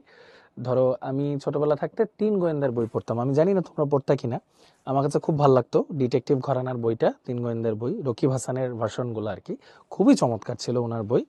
এবং আমি 3 গোয়েন্দা সারা রাত পড়তে পারতাম, কোনো ঘুম আসতো না, সুন্দর করে পুরো বই শেষ করে ফেলতে পারতাম, কিন্তু যখনই পড়ার কোনো বই নিয়ে পড়তাম সর্বোচ্চ 10 থেকে 15 মিনিট, তারপর মোটামুটি আধা ঘন্টার জন্য ঘুমাই যেতাম। সো এটা আসলে সবার জন্যই হয় রে ভাইয়া, এটা আসলে টেনশন আর কিছু নেই, বাট চেষ্টা করবা টেবিলে বসে পড়ার, সেক্ষেত্রে ঘুমটা আসবে না, সেক্ষেত্রে মোটামুটি টায়ার্ড লাগবে বাট ঘুম আসবে না, এবং একসময় যদি পড়ার মজাটা পেয়ে যাও তখন ভালো লাগবে, বেশি বেশি প্রশ্ন সলভ করবা, তাহলে ঘুম আসবে না। আচ্ছা ভাইয়া, টেস্ট এক্সাম 8 তারিখ, ক্লাসগুলো কিভাবে, ওই যে রেকর্ড করতে পারে ভাইয়া। হ্যাঁ হ্যাঁ, ভীষণ ভালো বইটা। হ্যাঁ, এই যে টিচার ইনবক্সে রাফসি। হ্যাঁ, না ওই যে শিহাব, ওই যে ইয়ে একটা কোশ্চেন করছে তো, ওর অ্যান্সারটা দিছি। আচ্ছা, তার ডেইলি এক্সাম কিভাবে রিভিশন দিব ভাইয়া, টানা ডেইলি এক্সাম কিভাবে রিভিশন দিব, ওই যে পরীক্ষাগুলো দিবা তারপর কোশ্চেনগুলো একবার করে দেখবা। শোনো, সবসময় একটা জিনিস মনে রাখবা, ধরো 10-এ পরীক্ষা হলো, তুমি ধরো প্রথম দিন 5 পাইছো, কোনো সমস্যা নাই, পরের দিন 6 পাও, 7 পাও, 8 পাও, 9 পাও, আস্তে আস্তে উন্নতি করো, ভালো হবে। হ্যাঁ, হুট করে প্রথম দিন 10 পাইছো, পরের দিন 2 পাইছো, এটা খারাপ। এই জন্য রেগুলারিটি মেনটেন করো, হ্যাঁ, সবসময়। আচ্ছা, আমি আলহামদুলিল্লাহ ভালো আছি নাফিস ভাই, থ্যাংক ইউ। আমার কাছে উদ্ভাসের সভাপতি আছে। হ্যাঁ হ্যাঁ হ্যাঁ, প্যারাল টেক্সট দিয়েও পড়তে পারো মাহি, কোনো সমস্যা নাই ভাইয়া। হ্যাঁ, তবে হ্যাঁ, মডেল টেস্টের যে বইগুলো, ওগুলো তো ডেডিকেটেডলি এইচএসসির জন্য, অনেকগুলো কোশ্চেন আছে, অনেক কিছু আছে, ওটা ভালো হইতে পারে আরো। হ্যাঁ, এটা মানে তোমার জন্য আরো ভালো হবে আর কি, ওইভাবেই ডিজাইন করা। আচ্ছা, হ্যাঁ দেখো, যদি কিছু না বুঝি কি করব। আচ্ছা, সত্যবান একটা ভালো কোশ্চেন করছে, টেস্টের সময় যে লাইভ ক্লাসগুলো হবে ওগুলো রেকর্ডেড যখন আমরা দেখব, তখন যদি কিছু না বুঝি তখন কি করব, তখন 2টা কাজ করতে পারো ভাইয়া। প্রথম কাজ হচ্ছে তুমি ওই টপিকটাই আরো একবার ভিডিওটা দেখবা, এক। দ্বিতীয় কাজ হচ্ছে, যে অংশটুকু বোঝো না ভাইয়া, সেই অংশটুকুটা স্পেসিফিক মুখে রেকর্ড করে অথবা খাতায় লিখে বা একটা পেজে লিখে বা যে কোনো জায়গায় ভিডিও করে সবভাবে কিউএনএ তে সাবমিট করে কোশ্চেনটা, এবং খুব দ্রুত সময়ের মধ্যে তোমাকে অ্যান্সারটা দিয়ে দেবে ভাইয়া। আমাদের শিক্ষকরা যারা আছেন আর কি, সম্মানিত শিক্ষকরা, তারা কিন্তু তোমাকে ওই ভয়েস রেকর্ড করেও পাঠাইতে পারে, ছবি তুলে ভিডিও করেও তারা পাঠাইতে পারবেন, যেন তুমি সর্বোচ্চটা বুঝতে পারো ভাইয়া, কোনো সমস্যা নাই। এই ছাড়াও যদি তোমাদের কোনো সমস্যা হয়, মানে আমাদের একটা কাজ করতে পারো, যদি তোমরা কোনো ব্রাঞ্চের আন্ডারে ভর্তি হয়ে থাকো, নিকটবর্তী ব্রাঞ্চে ঢাকার মধ্যে যদি হয়, বিভিন্ন ভাইয়া আপুরা সবসময় ক্লাস নিতে আসেন, তো তাদের কাছে গিয়ে পড়াটা বুঝে নিতে পারো, কোনো সমস্যা নাই। হ্যাঁ, আচ্ছা, মানে কোন অর্থে বললাম আর কি এই জিনিসটা, এটা বলি আর কি মাঝে মাঝে, যে যেমন আমাদের এফআরসিটা তো পুরোপুরি অনলাইনে, কিন্তু মাঝে মাঝে হয় কি আমাদের ব্রাঞ্চে তো যাওয়া হয়, তো যদি কেউ যাও, কখনো কোনো ভাই আপুকে পাও, এটা দেখাই নিতে পারো, কারণ আমাদের উদ্ভাসের প্রত্যেকটা ভাই আপু খুবই আন্তরিক, এবং উদ্ভাসের মানুষজন খুবই আন্তরিক, এবং হ্যাঁ, মাঝে মাঝে কিছু 2-1টা ঘটনা হয়, বাট আসলে সব জায়গায় তো সবকিছু সেম হবে না, বাট সবাই সবকিছু ভালো করার চেষ্টা করে। হ্যাঁ, আচ্ছা, আচ্ছা, থ্যাংক ইউ সোমাই ভাইয়া, thank you so much. So ওইটাই বললাম আর কি, তখন হচ্ছে যখন তোমার ওই গ্যাপটা পড়ে যাবে, তখন তুমি রেকর্ডেডগুলো আস্তে আস্তে দেখে নিতে পারো, কিউএনএ তে অ্যান্সার দিতে পারো। সবচেয়ে বেশি কনভিনিয়েন্ট আমার কাছে মনে হয় ভাইয়া কিউএনএ, বিকজ একটা যে ব্যাপারটা হচ্ছে, ঢাকার বাইরে এটা হয় না। আচ্ছা, এখন আমি তোমাদেরকে একটা ছোট্ট জিনিস বলি, যেমন দেখো আজকে কি, এটা কি মাস, জানুয়ারি চলে আসছে। হ্যাঁ, আর কিন্তু বেশি দিন সময় নেই, তুমি যে মানে বের হয়ে একটা জায়গায় যাবে, ধরো অনেকে তো মডেল টেস্ট অফলাইনে ভর্তি হয়েছে না পরীক্ষা দেওয়ার জন্য, এই যে এইচএসসি যে মডেল টেস্টগুলো, মডেল টেস্ট যখন পরীক্ষা দিতে যাবা, দেখবা মাঝে মাঝে ব্রাঞ্চে ভাইয়া আপুরা আসেন, শিক্ষকরা মাঝে মাঝে আসেন, তো তখন বা যে কোঅর্ডিনেটর ভাইয়া আপুরা থাকেন, তাদের কাছে যোগাযোগ করবা, যে ভাই আমি তো এই টপিকটা বুঝি না, আপনি একটু বোঝাতে ব্যবস্থা করেন না। ওনারাও কিন্তু অনেক আন্তরিক, এবং ওনারা কোনো না কোনো ভাইয়া আপুর সাথে তোমাকে ফোনে যোগাযোগ করাই দিবেন, মানে আমাদেরই উদ্ভাসের ওনারা ওনাদের মাধ্যমে সুন্দর মতো যোগাযোগ করায়, যারা ডেডিকেটেড, তারাই তোমাদেরকে সবকিছু অ্যান্সার দিবেন। তবে আমার কাছে মনে হয় তোমরা বেস্ট অ্যান্সার পাবা কিউএনএ থেকে। কেন বললাম? ইফিশিয়েন্ট মেসেজ দিবা, অ্যান্সার আসবে, 2টা অ্যান্সার, তুমি এআই থেকেও অ্যান্সার পেতে পারো, শিক্ষক থেকেও অ্যান্সার পেতে পারো, সবকিছুই পাবা ভাইয়া। সো এত টেনশনের কোনো কারণ নেই, হ্যাঁ, ইনশাল্লাহ। আচ্ছা, ওকে, আর কি কি কোশ্চেন ভাইয়া? টেস্টের সময় ক্লাস, আসলে আফরা, এক এক কলেজে এক এক টাইমে পরীক্ষা হয় বাবা, বুঝছো? So আসলে অমনে যদি চিন্তা করি, তাহলে এইচএসসি পর্যন্ত অফ রাখা লাগবে। হ্যাঁ, আচ্ছা, ওকে। আজকে থেকে ক্লাস শুরু করছি, টেস্ট পরীক্ষা শেষ হয়ে গেছে, কিভাবে তো জমা শেষ করবো? সমস্যা নাই তানজিম, তুমি তোমার প্রবলেমগুলো ধরে ধরে সুন্দর করে প্রত্যেকটা টপিক ওয়াইজ পড়তে থাকো, তাহলেই হবে ভাইয়া, টেনশনের কোনো কারণ নাই। হ্যাঁ, অনেক সময় আছে এখনো, আল্লাহ ভরসা। মডেল টেস্টে যে কোশ্চেন ব্যাংক পেয়েছে, ওটা প্র্যাকটিস করলেই কি হবে? হ্যাঁ, অবশ্যই নাফিস, অবশ্যই ভাইয়া, মানে ওখানে অনেক কিছু আছে প্র্যাকটিস করার মতো, ওটা ভালো মতো প্র্যাকটিস করলেই সুন্দর করে সমাধান হবে।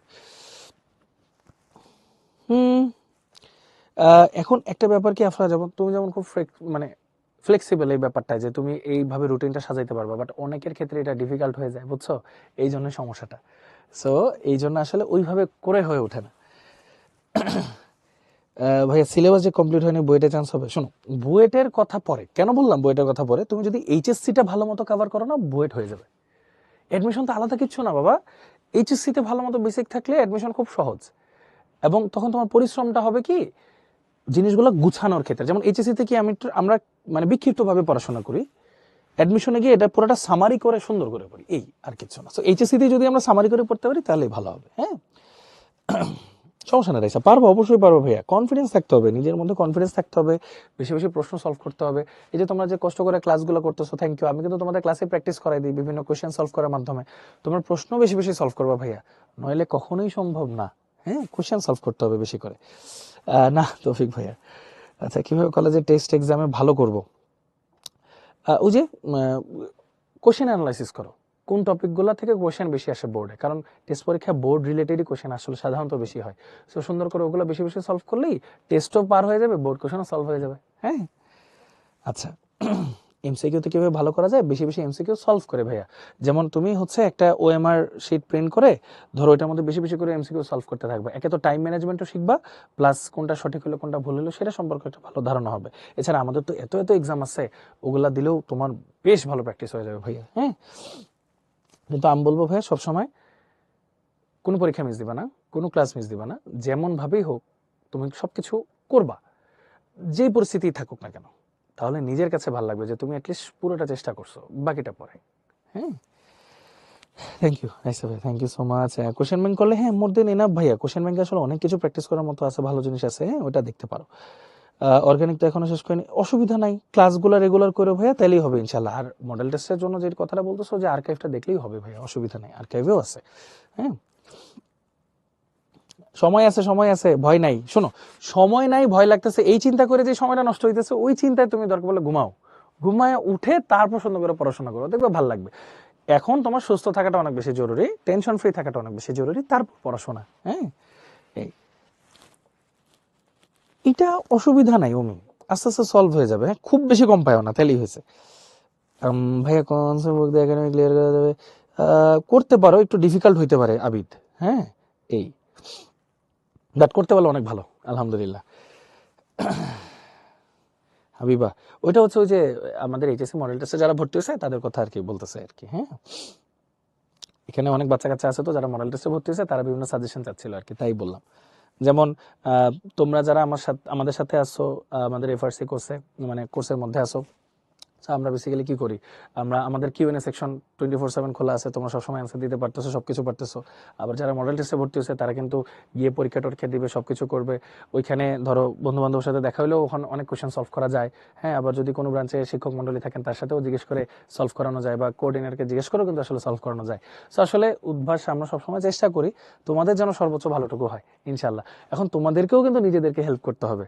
হ্যাঁ, তোমরাও একটু কিউরিয়াস থেকো, আমরাও চেষ্টা করবো ইনশাল্লাহ এই কিউরিয়াসিটি যেন সলভ করা যায় সেটা।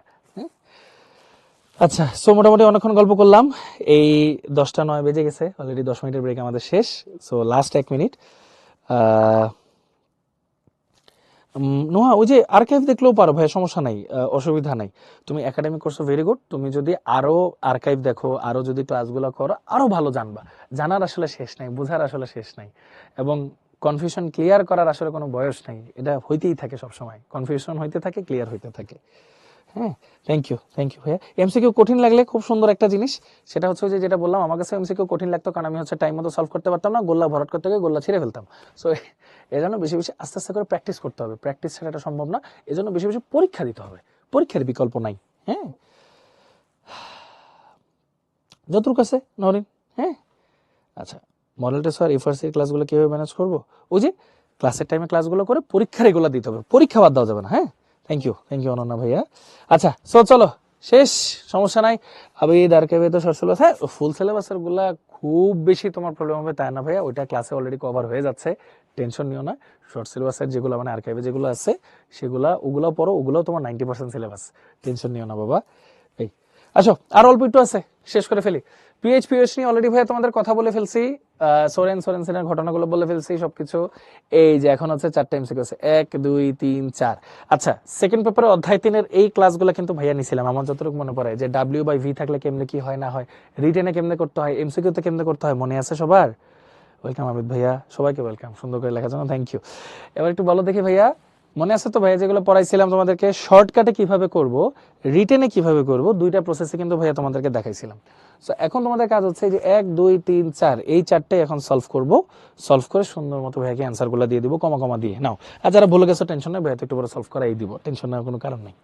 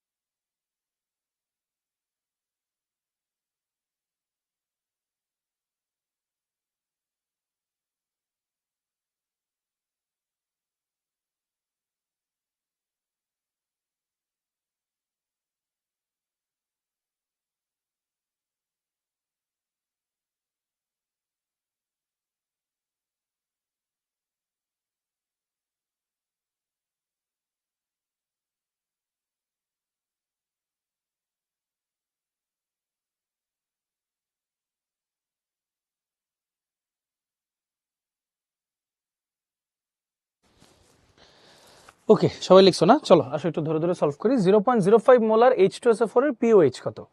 দেখো তাহলে H2SO4 কে যদি আগে আমরা ভাঙি,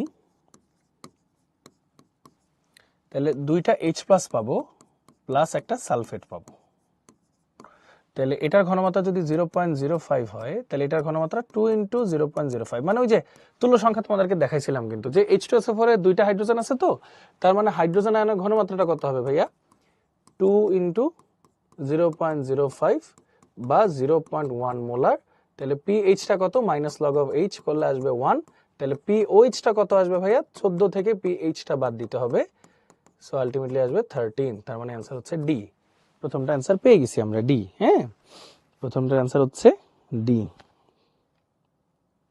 সবাই এই ফাঁদে পড়ে গেছো নাকি? সবাই এ দিছো। পিওএইচ জানতে চাইছে রে বাবা, পিওএইচ। আচ্ছা তারপর দেখো 1% W/V H2SO4 দ্রবণের পিএইচ কত? এটা এমসিকিউ যেহেতু এটার কিন্তু একটা শর্টকাট ভাই তোমাদেরকে শেখাইছিলাম। শর্টকাটটা কি দেখো, H2SO4 এর ঘনমাত্রা বের করার ট্রিকটা মানে মোলারিটি। মোলারিটি কিভাবে? 10 ইনটু এই যে পার্সেন্টেজ ডিভাইড বাই এম, আণবিক ভর 98। তাহলে H প্লাস এর ঘনমাত্রাটা কি হবে? এই যে 10 ইনটু পার্সেন্টেজ বাই এম যদি W/V ফরম্যাটে থাকে। রিটেনে কিভাবে লিখবো সেটাও দেখাইছিলাম, আজকেও একটা রিটেন রাখছি, সেখানেও দেখাবো, টেনশনের কোনো কারণ নেই।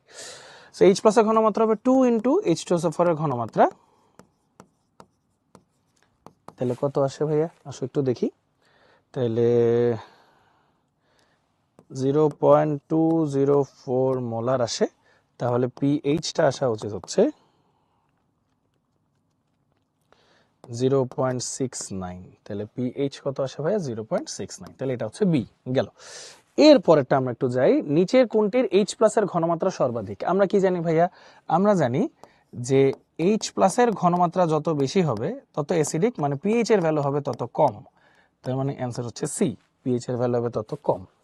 এন্ড ফাইনালি একটি সবল ক্ষার দ্রবণে, সবল ক্ষার বলছে, হ্যাঁ, ঘনমাত্রা, এই যে এই ঘনমাত্রা তার মানে OH আয়নের ঘনমাত্রা। এখন OH আয়নের ঘনমাত্রা দেওয়া থাকলে পিওএইচ বের করতে পারবা। তাহলে মাইনাস লগ অফ OH, চলো বের করি, minus log of 2 into 10⁻³ 2 into 10⁻³ তাহলে 2.7 এর মতো আসে। তাহলে পিএইচটা কত আসবে? 14 minus pOH, 14 minus pOH is equal to 14 minus 2.7 is equal to কত আসে? 11.3, 11.3। তার মানে অ্যান্সার আসে হচ্ছে D B C C, D B C C. হ্যাঁ, অসুবিধা নেই, অসুবিধা নেই। বলো ভাইয়া, সবাই ক্লিয়ার? বুঝতে পারছি? D B C C.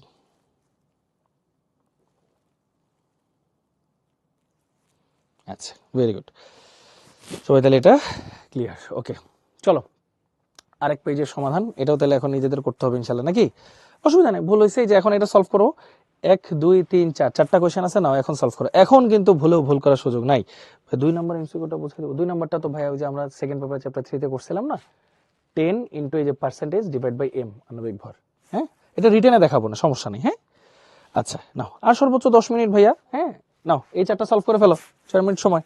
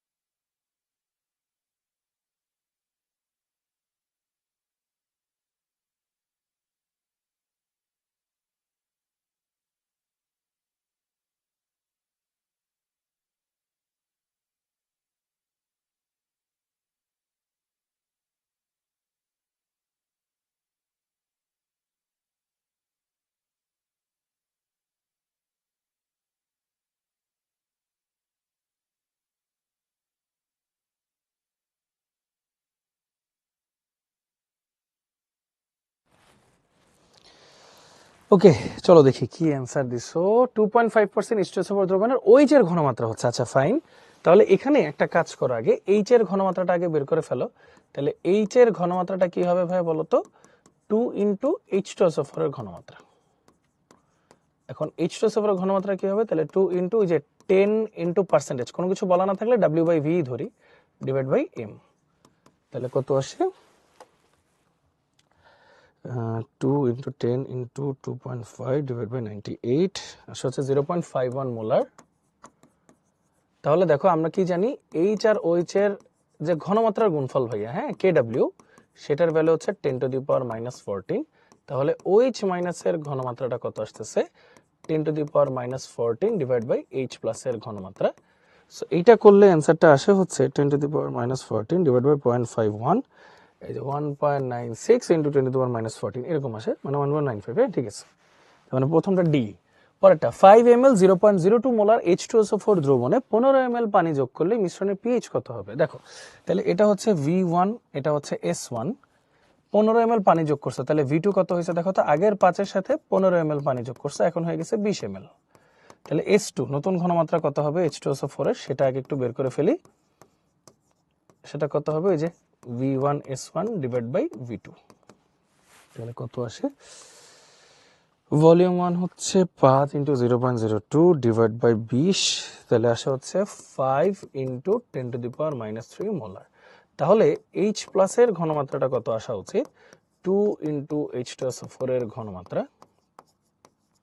তাহলে এটাকে 2 দিয়ে গুণ দিতে হবে, আসে হচ্ছে 0.01 মোলার। তার মানে পিএইচটা আসবে এক্স্যাক্টলি 2। তাহলে পিএইচটা আসবে এক্স্যাক্টলি 2। শেষ হয়ে গেল, খুব সিম্পল। আচ্ছা, হ্যাঁ হইতেছে সুমাইয়া, হইতেছে আলহামদুলিল্লাহ।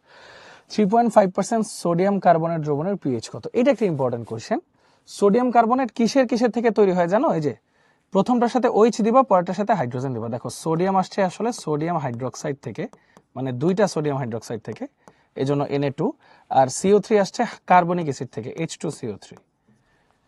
এটা একটা দুর্বল অ্যাসিড, এটা একটা সবল ক্ষার। তার মানে সোডিয়াম কার্বনেট কিন্তু একটা বেসিক, কার্বনেট মানেই তো বেসিক, এটা তো আমরা সবাই জানি। তার মানে সোডিয়াম কার্বনেট থেকে দুইটা OH পাওয়া যাবে, দুইটা OH পাওয়া যাবে। তার মানে আমরা কি লিখতে পারি? যে OH আয়নের যে ঘনমাত্রাটা ভাইয়া, এটা হচ্ছে 2 ইন্টু সোডিয়াম কার্বনেটের ঘনমাত্রা, কারণ সোডিয়াম কার্বনেট থেকে দুইটা সোডিয়াম হাইড্রোক্সাইড মানে দুইটা OH পাওয়া যায়। তাহলে দেখো, তাহলে 2 ইন্টু এই যে পার্সেন্টেজ দেওয়া, তাহলে 10 into percentage 3.5 divide by M, আণবিক ভর 106 সোডিয়াম কার্বনেটের। তাহলে কত আসে? 2 into 10 into 3.5 divide by 106, 0.66 molar. তাহলে পিওইচটা কত আসে? 0.2 এর মতো আসে। তাহলে পিএইচ কত আসবে ভাইয়া? 13.8 আসবে, এই যে 13.8, এটা আসে এ। আচ্ছা, মাটির অম্লত্ব বৃদ্ধি পেলে, খেয়াল করো, মাটির অম্লত্ব বৃদ্ধি পেলে পিএইচ নিয়ন্ত্রণ করার জন্য কোনটি যোগ করতে হয়? ভাইয়া অম্লত্ব বৃদ্ধি যদি পায় তখন মানে বেস দিতে হয়। এখন চুন, ক্যালসিয়াম, এটাই তো বেস, বাকি ফসফেট বলো, সালফেট বলো, নাইট্রেট, এগুলো সবই অ্যাসিডিক। হ্যাঁ, সো অম্লত্ব বৃদ্ধি পেলে বেস দিতে হয়, যে চুন, ক্যালসিয়াম, ক্যালসিয়াম অক্সাইড, মানে চুনটা বেসিক্যালি কি ক্যালসিয়াম অক্সাইড, চুনা পাথর কি ক্যালসিয়াম কার্বনেট, ওরকম। তো ক্যালসিয়াম অক্সাইড বেসিক, সো ঠিক আছে ফাইন। তার মানে অ্যান্সার কি দাঁড়াচ্ছে? DBAA, DBAA। নাফিস 15+5 হলো কেন? নাফিস ভুলে গেছো ভাইয়া, লঘুকরণ। একটা দ্রবণে পানি যোগ করছো, তাহলে এখন মোট আয়তন কত হয়েছে? 15+5 20 ml, ওইটাতে ঘনমাত্রা কত সেটা লঘুকরণের সূত্র, তাই না? মনে পড়ছে? অ্যান্সার হচ্ছে DBAA। ওকে, চলো পরেরটাই যাই। আশা করি এটা আমরা সবাই ক্লিয়ার, সহজ জিনিস, একটু ঠান্ডা মাথায় দেখতে হয়। আচ্ছা, ওকে, ভেরি গুড ভাইয়া। চলো এরপর এই দুইটা তো আরো সহজ ভাইয়া, সহজ একটু দেখে ফেলি। একটি জলীয় দ্রবণে পিওইচ এর মান 4 হলে H+ আয়নের ঘনমাত্রা কত? আচ্ছা, একটা জিনিস তোমাদের কুইকলি বুঝাই দিই। দেখো আমরা কি জানি ভাইয়া, পিএইচ ইজ ইকুয়াল টু কি? Minus log of H+। তাহলে উভয় পক্ষকে মাইনাস দিয়ে গুণ করো, তাহলে একটা কি আসে? Minus pH is equal to log of H+। লগের বেস তো 10, তো লগটা অ্যান্টি লগ, ওই পাশে চলে গেলে কি হয়? ওই পাশে চলে গেলে এই যে 10⁻⁻ pH is equal two H+ এর ঘনমাত্রা। সো এইভাবে জিনিসগুলো বের করা যায়। তো একটু খেয়াল করো, এখানে পিওইচ এর ভ্যালু দেওয়া আছে 4, তাহলে পিএইচ কত হবে ভাইয়া? দেখো তো, পিএইচ হবে হচ্ছে 14 মাইনাস 4 ইজ ইকুয়াল টু 10, তাহলে কত H প্লাস এর ঘনমাত্রা কত আসবে 10 to the power minus pH is equal two 10 to the power minus 10 mole per litre. So answer হচ্ছে ডি। গেল। এরপরটা দেখো pH 2 এবং pH 4 ঘনমাত্রার দুটি দ্রবণ দেওয়া হলো, প্রথমটি দ্বিতীয়টি অপেক্ষা কত গুণ অম্লীয়। তাহলে দেখো pH 2 যেটা এইটার H প্লাস প্রথমটার ঘনমাত্রা আর কি কত 10 টু দি পাওয়ার মাইনাস 2, ওই যে 10 to the power minus pH, আর এইটার ক্ষেত্রে H প্লাস আয়নের ঘনমাত্রা কত 10 টু দি পাওয়ার মাইনাস 4, ওই যে 10 to the power minus pH। তাহলে দুইটাকে যদি ভাগ করি, হ্যাঁ কোনটা কার চেয়ে কত গুণ, তাহলে H plus 1 by H plus 2 10 to the power minus 2 divided by 10 to the power minus 4 is equal to 10 to the power 2, মানে 100 গুণ 100 গুণ অ্যান্সার শেষ হয়ে গেল। তার মানে একটা হচ্ছে ডি, একটা হচ্ছে বি। এই যে খুব সিম্পল, পিএইচটাকে এখানে মাইনাস দিবা, লগটা এই পাশে চলে আসলে 10 টু দি পাওয়ার হয়ে যায় জিনিসটা, 10 to the power minus pH is equal to H plus. ঠিক তেমনি 10 to the power minus pOH is equal to OH মাইনাসের ঘনমাত্রা। শেষ। এইভাবে সবকিছু চলে আসে আর কি।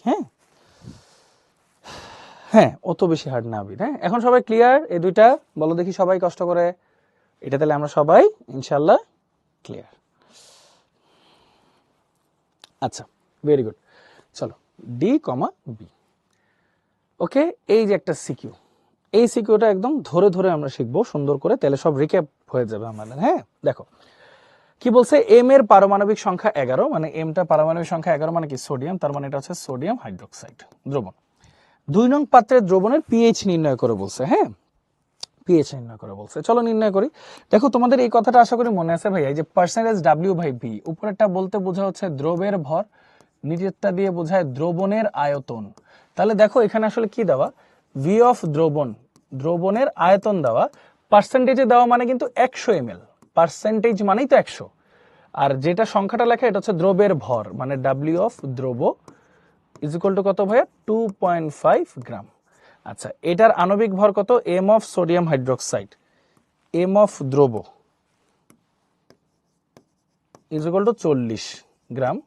তাহলে এটার মোলারিটি কত, molarity of sodium hydroxide is equal to sodium হাইড্রোক্সাইডের যে ঘনমাত্রা সেটাই তো আমরা আসলে বের করতেছি, সেটা কি 1000 into W divide by M V. তাহলে 1000 ইন্টু 2.5 ডিভাইড বাই এম কত 40 ইন্টু আয়তন হচ্ছে 100। এই যে দেখো কাটাকাটি গিয়ে আসলে থাকে কি 10 into percentage divide by M, ওইটাই শর্টকাট বানাইছিলাম, বাট রিটার্নে এভাবে বড় করে লিখতে হবে। হ্যাঁ তাহলে কত আসে, আচ্ছা তো ধরুন একটা অ্যান্সার লিখছে 0.625। আচ্ছা এটাই কি ঠিক আছে? সবাই একটু করে দেখো তো। হ্যাঁ 0.625 আসে, ভেরি গুড। আচ্ছা এখন আমরা আবার কি জানি ভাইয়া, খেয়াল করো, সোডিয়াম হাইড্রোক্সাইডকে যদি তুমি ভাঙো তাহলে একটা সোডিয়াম প্লাস পাচ্ছ, একটা OH মাইনাস পাচ্ছ। সো সোডিয়াম হাইড্রোক্সাইডের ঘনমাত্রা যা, OH মাইনাসেরও ঘনমাত্রা কিন্তু তাই, which is 0.625 molar. So ultimately OH এর ঘনমাত্রা পাইছো, তার মানে POHটা কত আসে সেটা একটু বের করে ফেলো। POHটা আসে হচ্ছে মাইনাস লগ অফ 0.625, অ্যান্সার আসে হচ্ছে 0.204। তাহলে সুতরাং পিএইচ কত আসে ভাইয়া 14 থেকে, আচ্ছা এটা কিন্তু আগে একটা জিনিস লিখো, দাঁড়াও,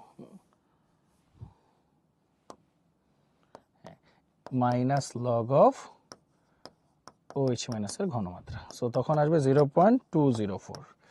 আচ্ছা এরপর 14 থেকে POH বাদ দিব, সো আলটিমেটলি 14 মাইনাস 0.204, তাহলে আসা হচ্ছে 13.796।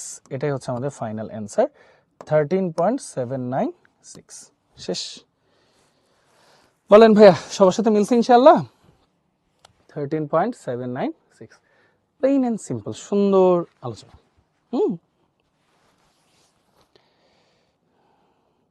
মানে ওই যে দ্রবীভূত করার ব্যাপারটা বুঝাইছি তো, তাই তো হরণ। হ্যাঁ আর কিচ্ছু না, এগুলো নিয়ে প্যান নাই। সবাই বলো সবাই ক্লিয়ার, বুঝতে পারছি ইনশাল্লাহ? একদম সহজ না ভাইয়া, ভেঙে ভেঙে ভেঙে ভেঙে ঘনমাত্রা বের করলাম, তারপর OHটা POH, তারপর PH বের করলাম, একদম স্টেপ বাই স্টেপ। দেখো এগুলো কিন্তু 25-এর প্রশ্ন, সো এরকমই প্রশ্ন আসবে ভাইয়া, মাথাটা ঠান্ডা রেখে সুন্দর মতো অ্যান্সার করতে হবে। তাহলে সবাইকে ঝটপট জিজ্ঞেস করে ফেলি যে এখন পিএইচ পিওএইচ রিলেটেড যা যা কোশ্চেনগুলো আসে, পাশাপাশি লেটস অম্ল ক্ষারক যে মতবাদগুলো আছে, মতবাদগুলা, তারপর হচ্ছে ধরো যে অনুবন্ধী অ্যাসিড ক্ষার, কে এ কে বি কে ডাব্লিউ, পানির আয়নিক গুণফল, তারপর কেডি স্ববিয়োজন ধ্রুবক, হ্যাঁ, এই যে যা যা আছে এই সমস্ত কিছু যে পড়াইছি, এখন আগের চেয়ে এখন বেশি ক্লিয়ার হয়েছে ইনশাল্লাহ? যদি পরীক্ষা এসে পারবো না ইনশাল্লাহ, বলো তো একটু কষ্ট করে। থ্যাংক ইউ বিধি ভাইয়া। বলো সবাই এখন আগের চেয়ে একটু বেশি ক্লিয়ার কিনা, বাস এই একটু একটু করেই আমরা ইনশাল্লাহ অনেক বড় কিছু করব। হ্যাঁ হ্যাঁ হবে নোহা, কোনো সমস্যা নেই। হ্যাঁ আচ্ছা, যাক আলহামদুলিল্লাহ, ভেরি গুড। তাহলে এটা আমাদের সবার ডান। ওকে, সো ডান, দেখছো খুবই সুন্দর। সো এই তো ভাইয়া আজকের পড়া আমাদের এতটুকুই। So thank you so much সবাইকে কষ্ট করে ধৈর্য ধরে ক্লাসটা করার জন্য। হোপফুলি সবাই ক্লিয়ারলি সবকিছু বুঝতে পারছো। তো সবাই ভালো থাকো, সুস্থ থাকো, ইনশাল্লাহ বেঁচে থাকলে সামনে দেখা হবে, কথা হবে। টিল দেন আল্লাহ হাফেজ, আসসালামু আলাইকুম সবাইকে।